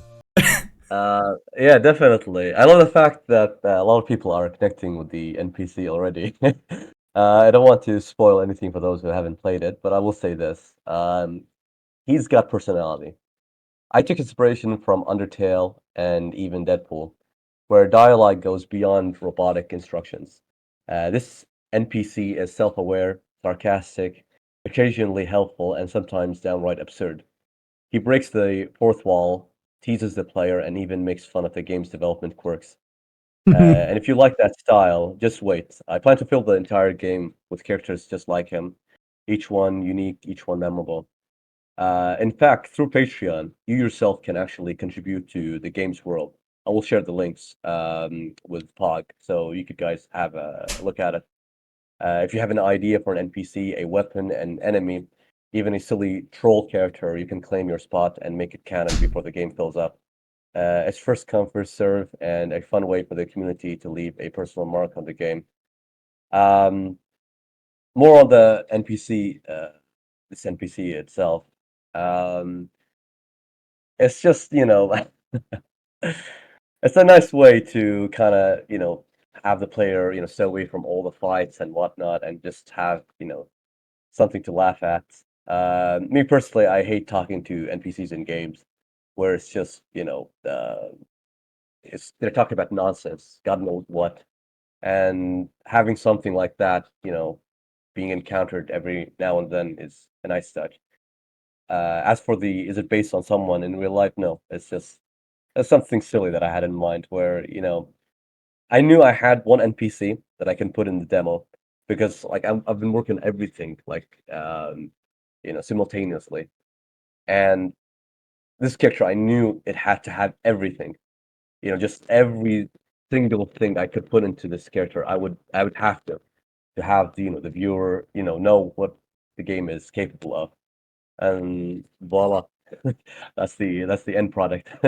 As you Golden Wonders heard, on top of offering to feature your music in Soccer's Paradox, there's also a Patreon that you can join, so you can put your very bones into this game. Artwork, characters, weapons, and the like. That's why, in all honesty, the game isn't so much of a demo as it's a promo. It's a game that anyone and everyone can be a part of, and as I'm always saying on this channel, gaming is what unites us, beyond our politics, beliefs, and the real-world issues that are strive to drive a wedge between us. This is why I believe in Soccer's Paradox, because it's what Ibrahim is offering, and the very foundations that my channel is built on.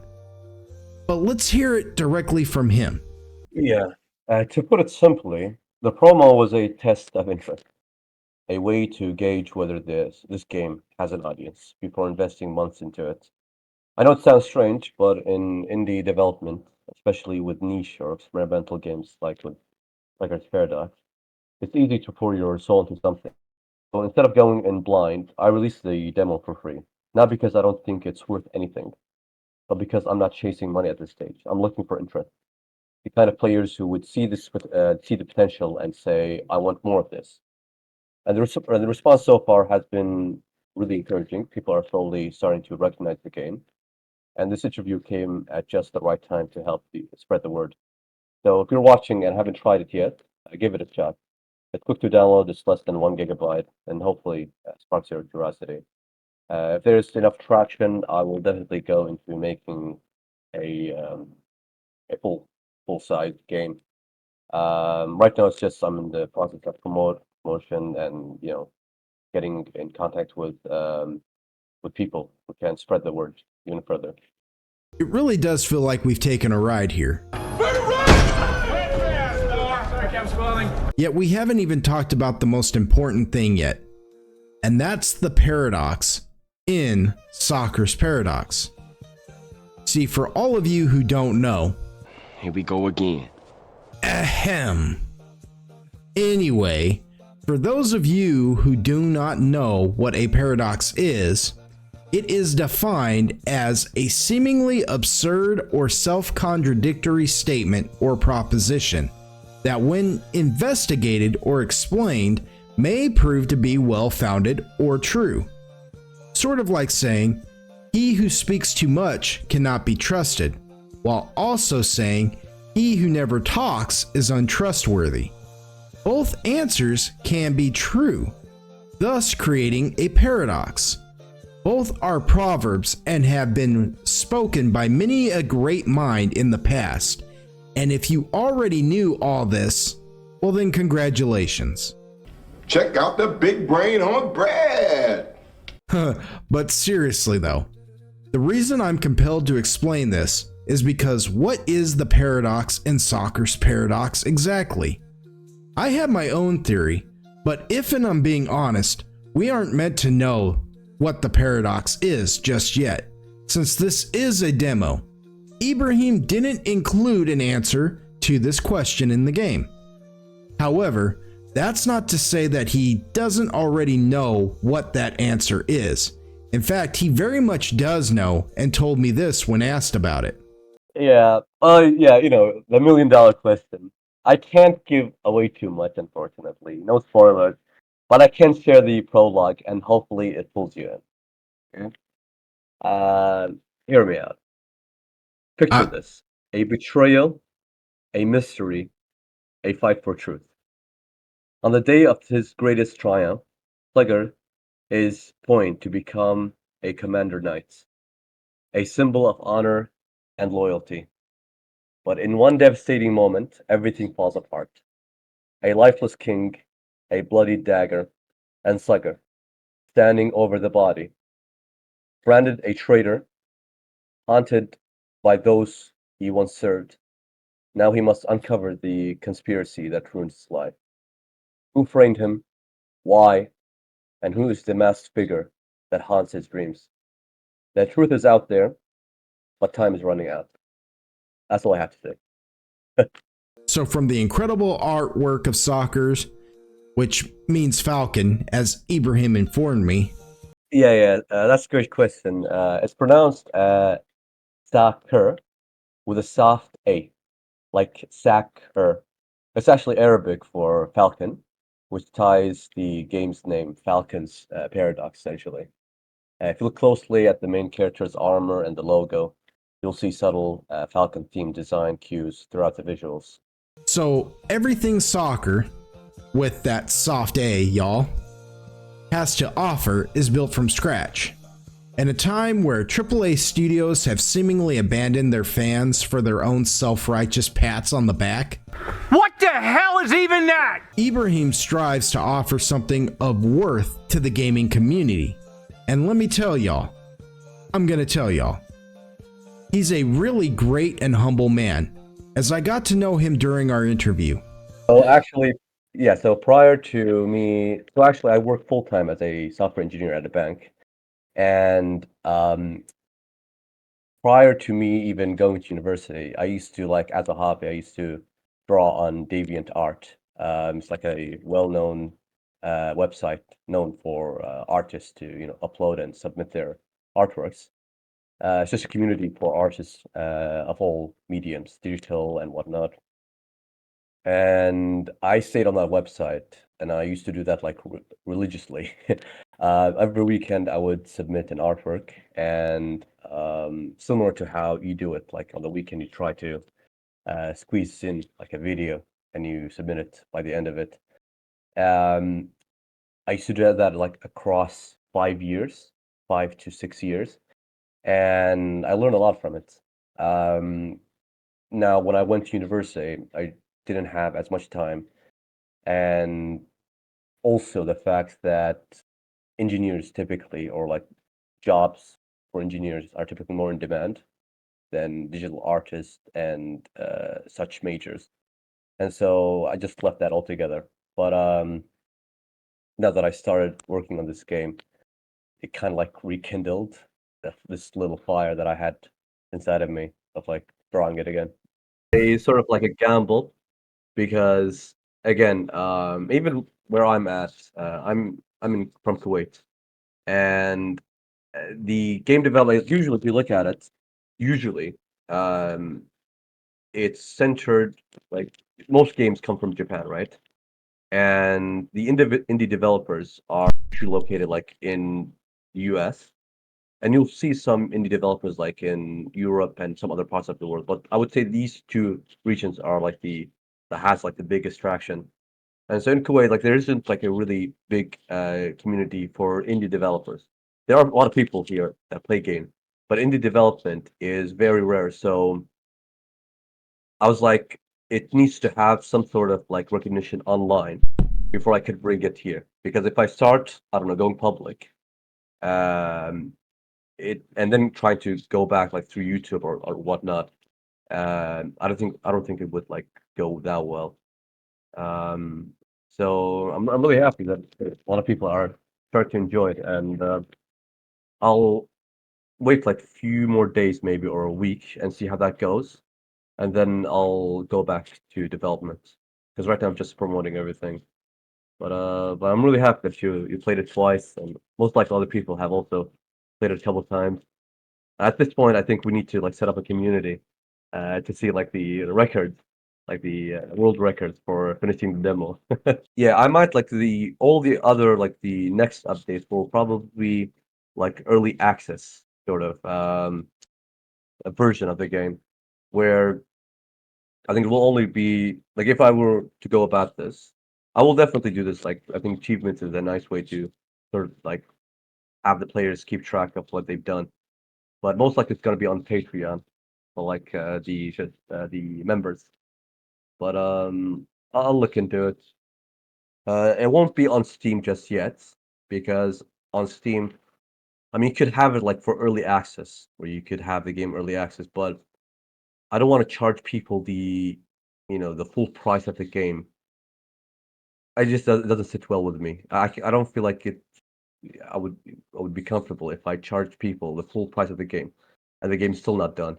If God forbid something happens and I don't finish the game, it just wouldn't sit well with me. Instead, I think having like an early version where people on Patreon could have like the latest version of like testing things, or like at least some portions of the mechanics. I think that would be a more suitable. I think more makes more sense. I think. Yes, I played Soccer's Paradox twice.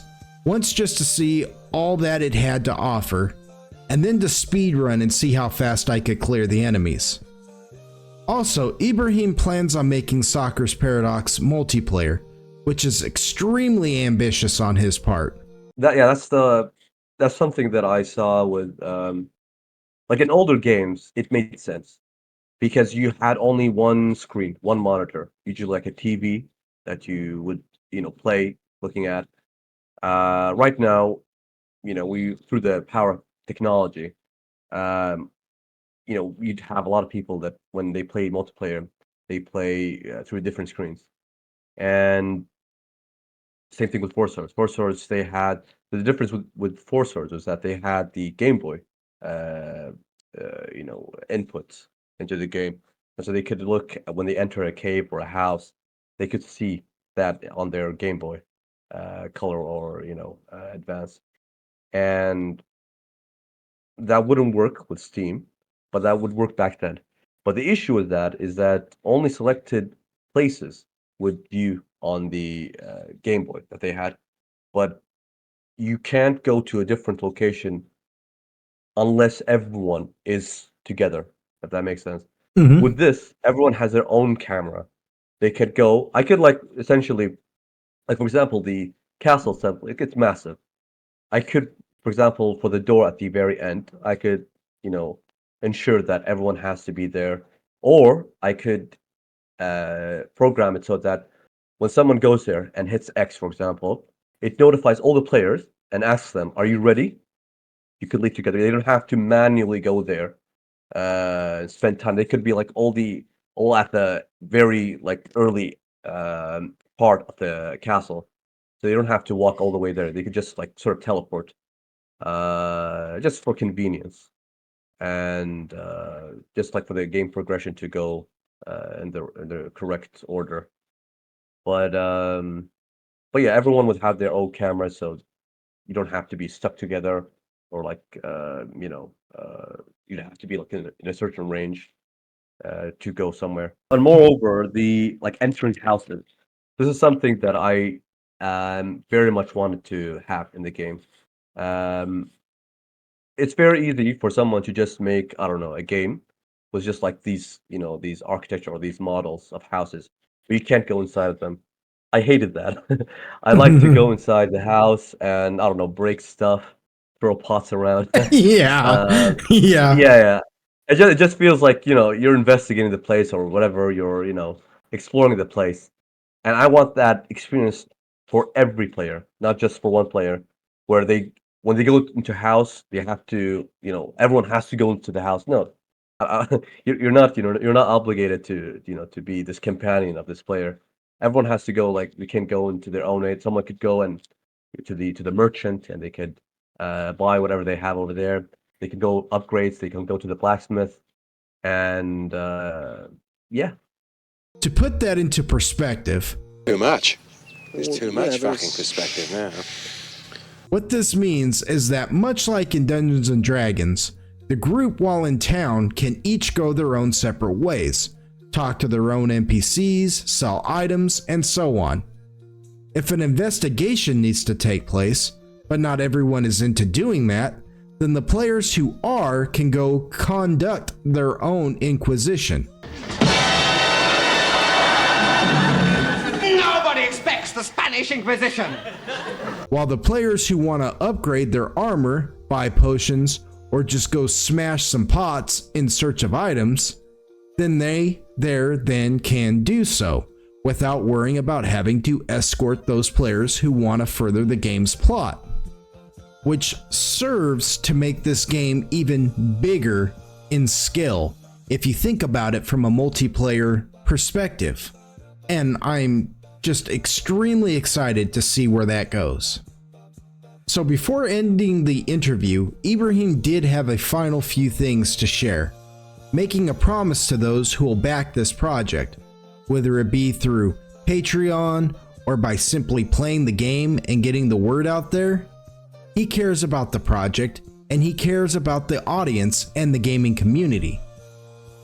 Oftentimes, someone and/or company will begin a passion project that becomes lightning in a bottle. I got that, dog. Lightning in a bottle. Blip. Eventually, whether it be because of money and/or appeasing an empty self-righteousness, they end up doing what we like to call selling out. Yet Ibrahim, who isn't doing this for any reason other than his love for the art, has no intentions of ever doing so. You know, kind of point out is that, I mentioned the copyright, like this thing, you don't have to worry about this being, strike down. It's completely original work. It's not a fan-made game like, a lot of these remakes that are, made by fans. Given that it's indie, like there's literally no filter. It's just fans directly with the creator. And this will never change, like throughout the process of this game. I will never sell this game, even if it might like make profit for me to sell the game to, I don't know, a bigger company. I'd rather see it dead rather than sell it. I know that a lot of people might have like this this idea of the game when they sell it to a bigger company, it just gets ruined. I wouldn't want that to happen to Slugger's Paradise. If I ever lose interest in it, it dies with me. That's how I see it. So really, just if you're interested in making an NPC, a weapon, an item, just head on to Patreon, and it's just like one two-way communication, and yeah, you could have whatever you want in the game. Be present. So those are encouraging words indeed. Well, I would like to thank you again for everyone tuning in, and also for Pog. Thank you so much for having me and for being part of this journey. For everyone that is interested in Slugger's Paradox, or if anything has intrigued you, even a little, I'd love for your support. Right now, you can download the demo for free. It's under 1 gigabyte and plays smoothly on most PCs. It's available on itch.io and on GameJolts. It's in the process of coming to Steam, but in the meantime, you could find them on those two platforms. You can follow this project on YouTube, Reddit, and Patreon, and you can contribute ideas or simply help spread the word. Sharing this would be just as helpful. There's no team. I just want to make it very clear. There's no team, no corporate backing. It's just me building something I genuinely believe in. And while donations help keep the lights on, sharing the game is just as powerful. This is just the beginning. If we build a community around Slugger's Paradox, the sky is literally the limit. So let's bring it to life together. And there you have it, folks. What more can you ask for? Not only is this a wholly original RPG, but it offers the chance to be a part of its creation, whether it be through the musical score, artwork, characters, items, and so much more. It's like Ibrahim said, if we can come together as a community, then the sky really is the limit. But I would disagree. I would say the sky is only the beginning. I want to thank all of you Golden Wonders out there who made it this far into the video. This was my first interview, so I hope I did it some form of justice, not just for me, but for y'all and Ibrahim. It took me a minute to get this video done, mainly because of the holiday, so happy late Easter to you Golden Wonders out there. I know this was longer than any of the other free games that deserve attention that I've done in the past, but in this case it was for the best of causes, and I hope y'all feel the same. If you're new here, then please subscribe, You're Daisy if you do. as I myself am a starving artist and want to see this channel grow to its full potential. New or old though, please leave a like and share the video around to help the channel and Soccer's Paradox grow some traction out there. Ring my bell for notifications and sign my guest book if and it tickles your fancy. No, please do not tickle my fancy. And remember, although this world tries to drive us apart, and as such we'll probably disagree on some of the real world issues out there, while we're here, none of that matters. Only our love of gaming matters here. And it's that passion that unites us, sets us on common ground. So from my very heart and soul, I want y'all to know I love y'all, and I would fight any horde or foe by your side. You're always welcome in my lobby. Y'all come back now. Stay golden.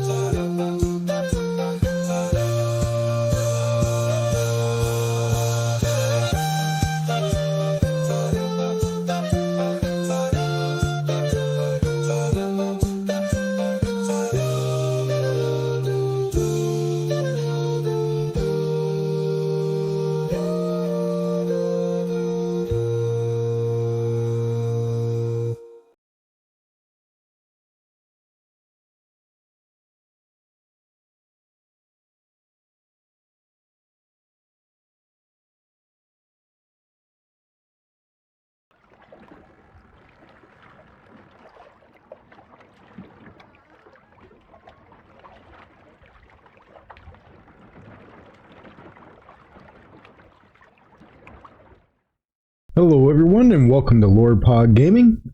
I'm back. Miss me. I know I've been gone for several months now. The new job I have has been keeping me really busy, but I knew that I wanted to return to my channel eventually. Finding the time and energy, however, well, let's just say sometimes you have to make the time and create the energy. With that being said, I have since released a more longer form video called Dungeons & Dragons: Legality vs. Morality. It can be found on the channel in the Psychology and Gaming playlist, and it'd be a great honor if after watching this review, y'all would go check it out. Do it! Do it! Today's video that I'm bringing to you Golden Wonders is a shorter game review that's part of my Free Games That Deserve Attention series. It's a demo released by the same creators of another free game I've reviewed called Dark Reality, which also can be found on the channel in the playlist Free Games That Deserve Attention. Their newest release is called Loan Shark, and let me tell you, I'm gonna tell you, this is an interesting game. Before we get into it though, don't forget to leave a like on the video, share and subscribe too if you already haven't. It would totally make my day if you did. Totally? Totally. Plus sign my guest book being my comment section. Sign it as an offering to the ever-elusive YouTube god known only as the algorithm. Okay, this intro has run on long enough, so without further ado, let's get on with the review of Loan Shark.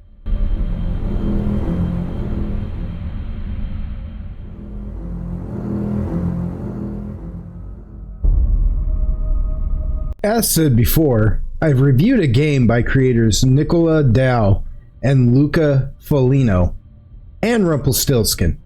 Again, sorry Nicola and Luca if I mispronounced your names, guys. Where I gave a more comprehensive background on them though.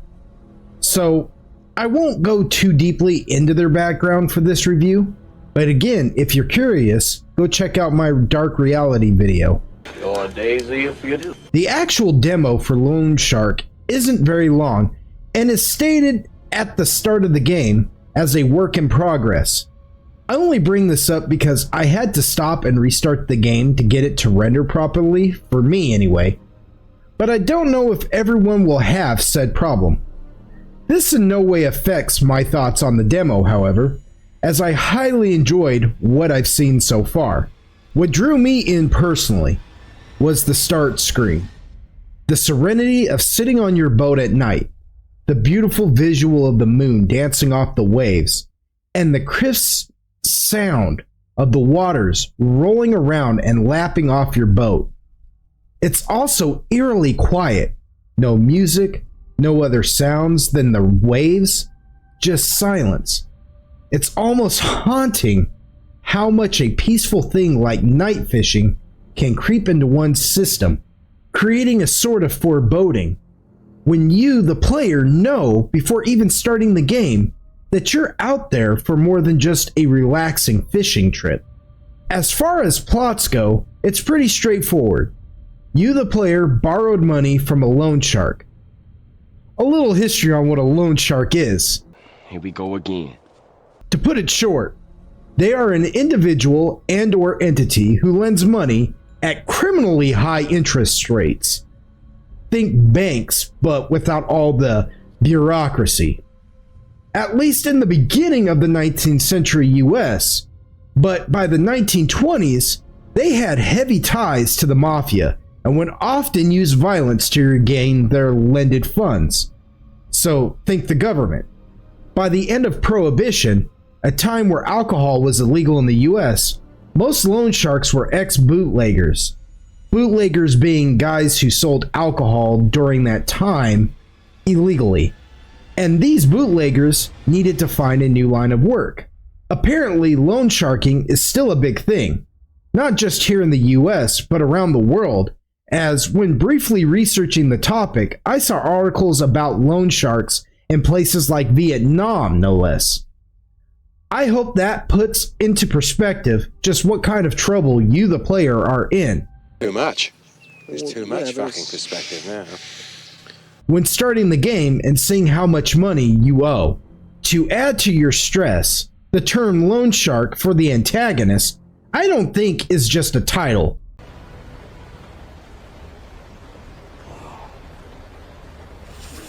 What leads me to believe this, I don't really want to say right now. Inquiring minds want to know. As I don't want to ruin anything. But what I will say is there are plenty of subtle, eerie instances in the game that if one pays close enough attention, they'll begin to experience a growing dread, on top of what is quickly becoming an inevitable lost cause. Aside from the ever-looming presence of the loan shark, the player will also meet a one-eyed magic fish, who, from what I've seen so far, is a charming little addition to the cast. Yet there's something sinister in his appearance also, and perhaps his motivations for helping you aren't as benevolent as they come across. Nothing is free, not even help, and I'm quite curious as to how One Eye's character arc will grow in the fully released version. The mechanics are fun. You can listen to music, which helps cut the tension of the atmosphere, while also simultaneously creating some of that tension. The way it echoes out into the vast ocean at night really exemplifies just how alone the player is out there on the water. But are you really alone? No, Holden McNeil. I really appreciated the fishing mechanic, setting a determined distance one has to cast in order to attract the fish. The high tension, low tension minigame for when the player hooks a fish felt good and responsive, And I absolutely love just how ominous it feels when casting your lure. As a country boy myself, fishing is a meditative pastime for me, and the way Nicola and Luca have managed to take something so therapeutic and give it this strange feeling of isolation, it has me hooked. Stop it. Get some help. Okay, sorry for the pun, but seriously, it does. It has me hooked. Lone Shark can be found on Steam and has garnered positive reviews. The full release has dropped, and I can hardly wait to play the full version. It's only $3.59, and if you try the demo and like it, then go show these guys some love and get the full version. I myself will probably do a review on the full game in the future. A link for the Steam page will be in the description below, plus you can find all of these amazing guys' socials on the start screen of the demo. So go show them some love, and leave them a review on Steam. Now mind you, I have not given away the very end of the demo, and that is what got me the most. It literally crawled underneath my skin and tried to get me to jump out of it, just because of how unexpected it was. It truly is unexpected, and I just have to try this game. So if you are in the mood to try out a demo and see if you like a horror style fishing game, then give this one a try. With that said, I want to thank everyone who made it this far in the video. Like, share, and subscribe if it tickle your fancy. No, please do not tickle my fancy. Sign my guest book telling me what you like about the video or what you didn't like. I listen and try to respond to everyone, as everyone's thoughts are important to me. Come on now, you expect me to believe that? Whether it's praise or criticism, I strive to make it all constructive. Also, if you're a budding creator, whether it be art, music, or anything, join my Patreon for just $5, and I'll work on giving your art a shout out at the end of the video. Speaking of which, today's shout out goes to Soccer's Paradox, an up-and-coming sandbox RPG game. I've done an interview with the game's amazing creator, which can be found in the free games playlist. He's upgraded some of the art for the game, and I gotta say, it looks very clean. Chef's kiss, my guy. Far out. So stop on by his channel and show him some love as well. These indie creators are trying to give us fresh new ideas, y'all. The AAA studios have all but forsaken us in a lot of ways, like most of our beloved IPs. No!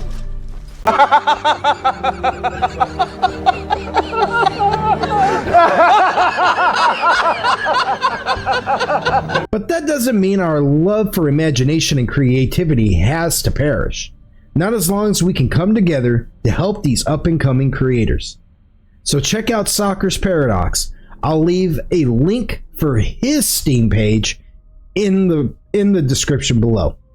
I love y'all from my very heart and soul. I love y'all. And we may not always see eye to eye on real world issues, but while we're here, in this place, on this channel, we're all equal because we all have a deep love and passion for gaming. And I would fight any horde or foe by your sides. Remember, you're always welcome in my lobby. Y'all come back now. Stay golden.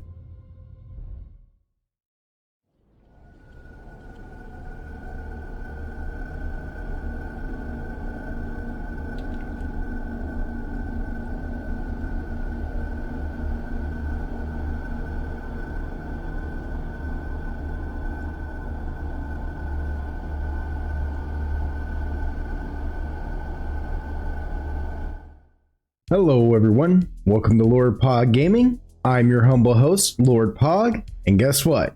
I'm back. Miss me? For yet another free game that deserves attention. It's another demo for an up-and-coming game called She-Hot. And let me tell you, I'm gonna tell you, this one has potential, folks.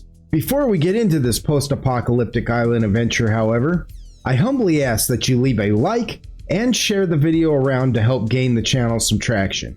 If you're new here, then I'd totally be honored. Totally? Totally. by your subscribing, ring my bell for notifications, and sign my guestbook as an offering to the YouTube god known as the algorithm. My guestbook being my comment section, in case you didn't catch my clever wordplay there. But seriously, I don't think YouTube likes me very much. I think maybe it's because these past 4 years at least, the powers that be in most of these social media styled companies have tried to cultivate a sort of agenda. We are concerned about the trouble and trend of irresponsible, one-sided news stories plaguing our country. While I have always pushed back against such notions. Then again, I could just be Looney Tunes. Who knows? I will say though, for a channel as small as mine, I'm pretty sure they're unsubscribing some of my viewers. Not to mention, one of my least viewed videos has already got a strike against it and has been taken down. So they're kind of zeroing in on me, and I'm well below the radar. So I don't know. Maybe I'm crazy, maybe not. Either way, like, share, and subscribe if you would. And okay, this intro has run on long enough.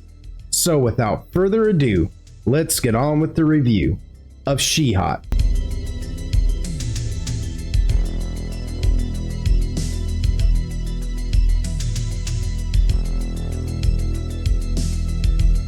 First thing some of you Golden Wonders may notice when booting up the game is that there's a considerable lag that makes it somewhat difficult to control the game mechanically. By pointing this out, some of you also might automatically be asking, Pog, are you about to bash this game? Oh, well, allow me to retort. The answer is no. See, I was contacted personally by She-Hot's creator, James Crick, who asked me to review She-Hot. More on him later. Hold your horses. But we've been in touch, and he assured me that the finished product would run smoother. Also, I personally don't hold the lag against the game as a whole for 2 reasons. A, it's a demo, and they are typically a work in progress. 2, my computer is also a potato, so it might really be a me issue. All that said, I really like what She-Hot is promising with its full release, as it's planned to be released on August 29th. And by the time I get this review finished, may have already come out. In case of such occurrences, I'll be sure to leave a link for the full version in the description, but if not, I'll at least leave a link for the demo, and you should really check it out, lag or not. What James Crick is doing with his world building in She-Hot is like if the apocalyptic feeling of Mad Max met the isolated feeling of questioning one's own sanity in Shutter Island. James himself is an independent developer from Italy, which makes him exactly the 3rd Italian indie developer to contact me for their game. What can I say? I'm a made man. You're gonna make him. He's gonna make you. In all seriousness though, James, I hope he doesn't mind me referring to him on just a first name basis, but James is quite a creative developer. The name She-Hot is spelled S-H-I-A-T-H, but pronounced She-Hat. The reasons behind this are probably some of the most creative and inventive reasons for naming a game. She-Hot is in fact an acronym for something horrible is about to happen, which in of itself is pretty neat, except if you say She-Hot just the right way and just fast enough, it sounds like another word. You know the word, right? It's another word for poop that you say if you were to get startled or irritated. Still not getting it? Okay, the word is shit. Watch your profanity. Or the more vulgar form of crap then. Also, James said that the word She-Hot just sounds like an Italian word, or a more Italian way of saying it, which got a chuckle from me. All in all, it just goes to show how well She-Hot is thought out. Even the name has so many answers to its inception. Another testament to James's craft is the look and style of She-Hot, as while playing it, I began to pick up heavy mouthwashing vibes aesthetically. No, it's not a one-to-one comparison, nor should it be when one wants to make something their own. Yet while sitting out on the edge of my little island, hunting the ocean for resources with my double barrel, watching the setting sun dancing off the rippling waters, the realization that I'm sitting on the very edge of my own world suddenly leapt into my mind. That save for a few other islands off in the distance, I was truly the last of my kind. That I might as well be looking off into the very edge of the world. If not for the fact that I have a loyal companion in the form of a dog and a record player for music, it would have been all too easy to get lost in the lonely struggle of survival and the gorgeous world that James has crafted there. But even those few luxuries aren't quite enough to stave off the madness that is slowly taking hold of the player.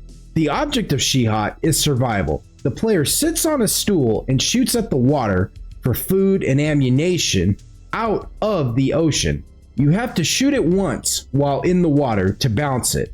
Then while in the air, the player must shoot their supplies once more to obtain them. That's it in a nutshell. Help! I'm in a nutshell! How did I get into this nutshell? Simple, right? Wrong. Wrong, sir. Wrong. See, the ocean is plentiful, no doubt. It's even stated to be so in the opening text. All you need to survive is supplied by its bounty. The ocean is a soup! Yet the ocean may be giving too much. The ocean is God now. And like the scripture says, the Lord giveth and he taketh away. What this cosmic horror we now know as the ocean of Shihot. And to be fair, even our real life ocean is a soup of cosmic horror. I mean, really, just Google some of the eldritch deities that gets pulled out of there. It is mind-boggling and beyond comprehension. Anyway, I digress. What this Lovecraftian ocean begins to send forward is not meant for personal survival. There's a meter that shows the player their amount of ammo, how fed they are, and how dehydrated they are. The more the player takes from the ocean, the more... The more the player takes from the ocean, the more it begins to give. I don't want to ruin anything, but let's just say it's a good thing that you can salvage ammo from the ocean. Alternatively, there's a box of shells that the player can reload with also. Both are good options and vital for survival because something horrible is about to happen. And with that, I want to thank everyone who made it this far into the video. You honor me with your devotion. Go check out Shihot's demo on Steam, or if it's out now, then go get the full version. These indie developers need all the love we as gamers can give, so that the next generation of creators can give us fresh new ideas. Ideas that are inspired by some of the great things that we have lost. Don't forget to like, share, and subscribe if it tickle your fancy. No, please do not tickle my fancy. Join my Patreon for only $5, and I'll give you a shout out and promote something you've created too. Link for that is in the description. I love you all from my very heart and soul. Out there in the real world, we may not always see eye to eye. Heck, some of y'all might have even seen some of my random posts that you don't even like. I don't apologize, but I don't expect you to apologize for any of your posts either. Not here, because while we're here, our love, our passion is gaming, and that makes us equal. So all that crap, if you will, all that Shihot, if you will, doesn't even matter. I would fight any horde or any foe by your side. You're always gonna be welcome in my lobby. Y'all come back now. Stay golden.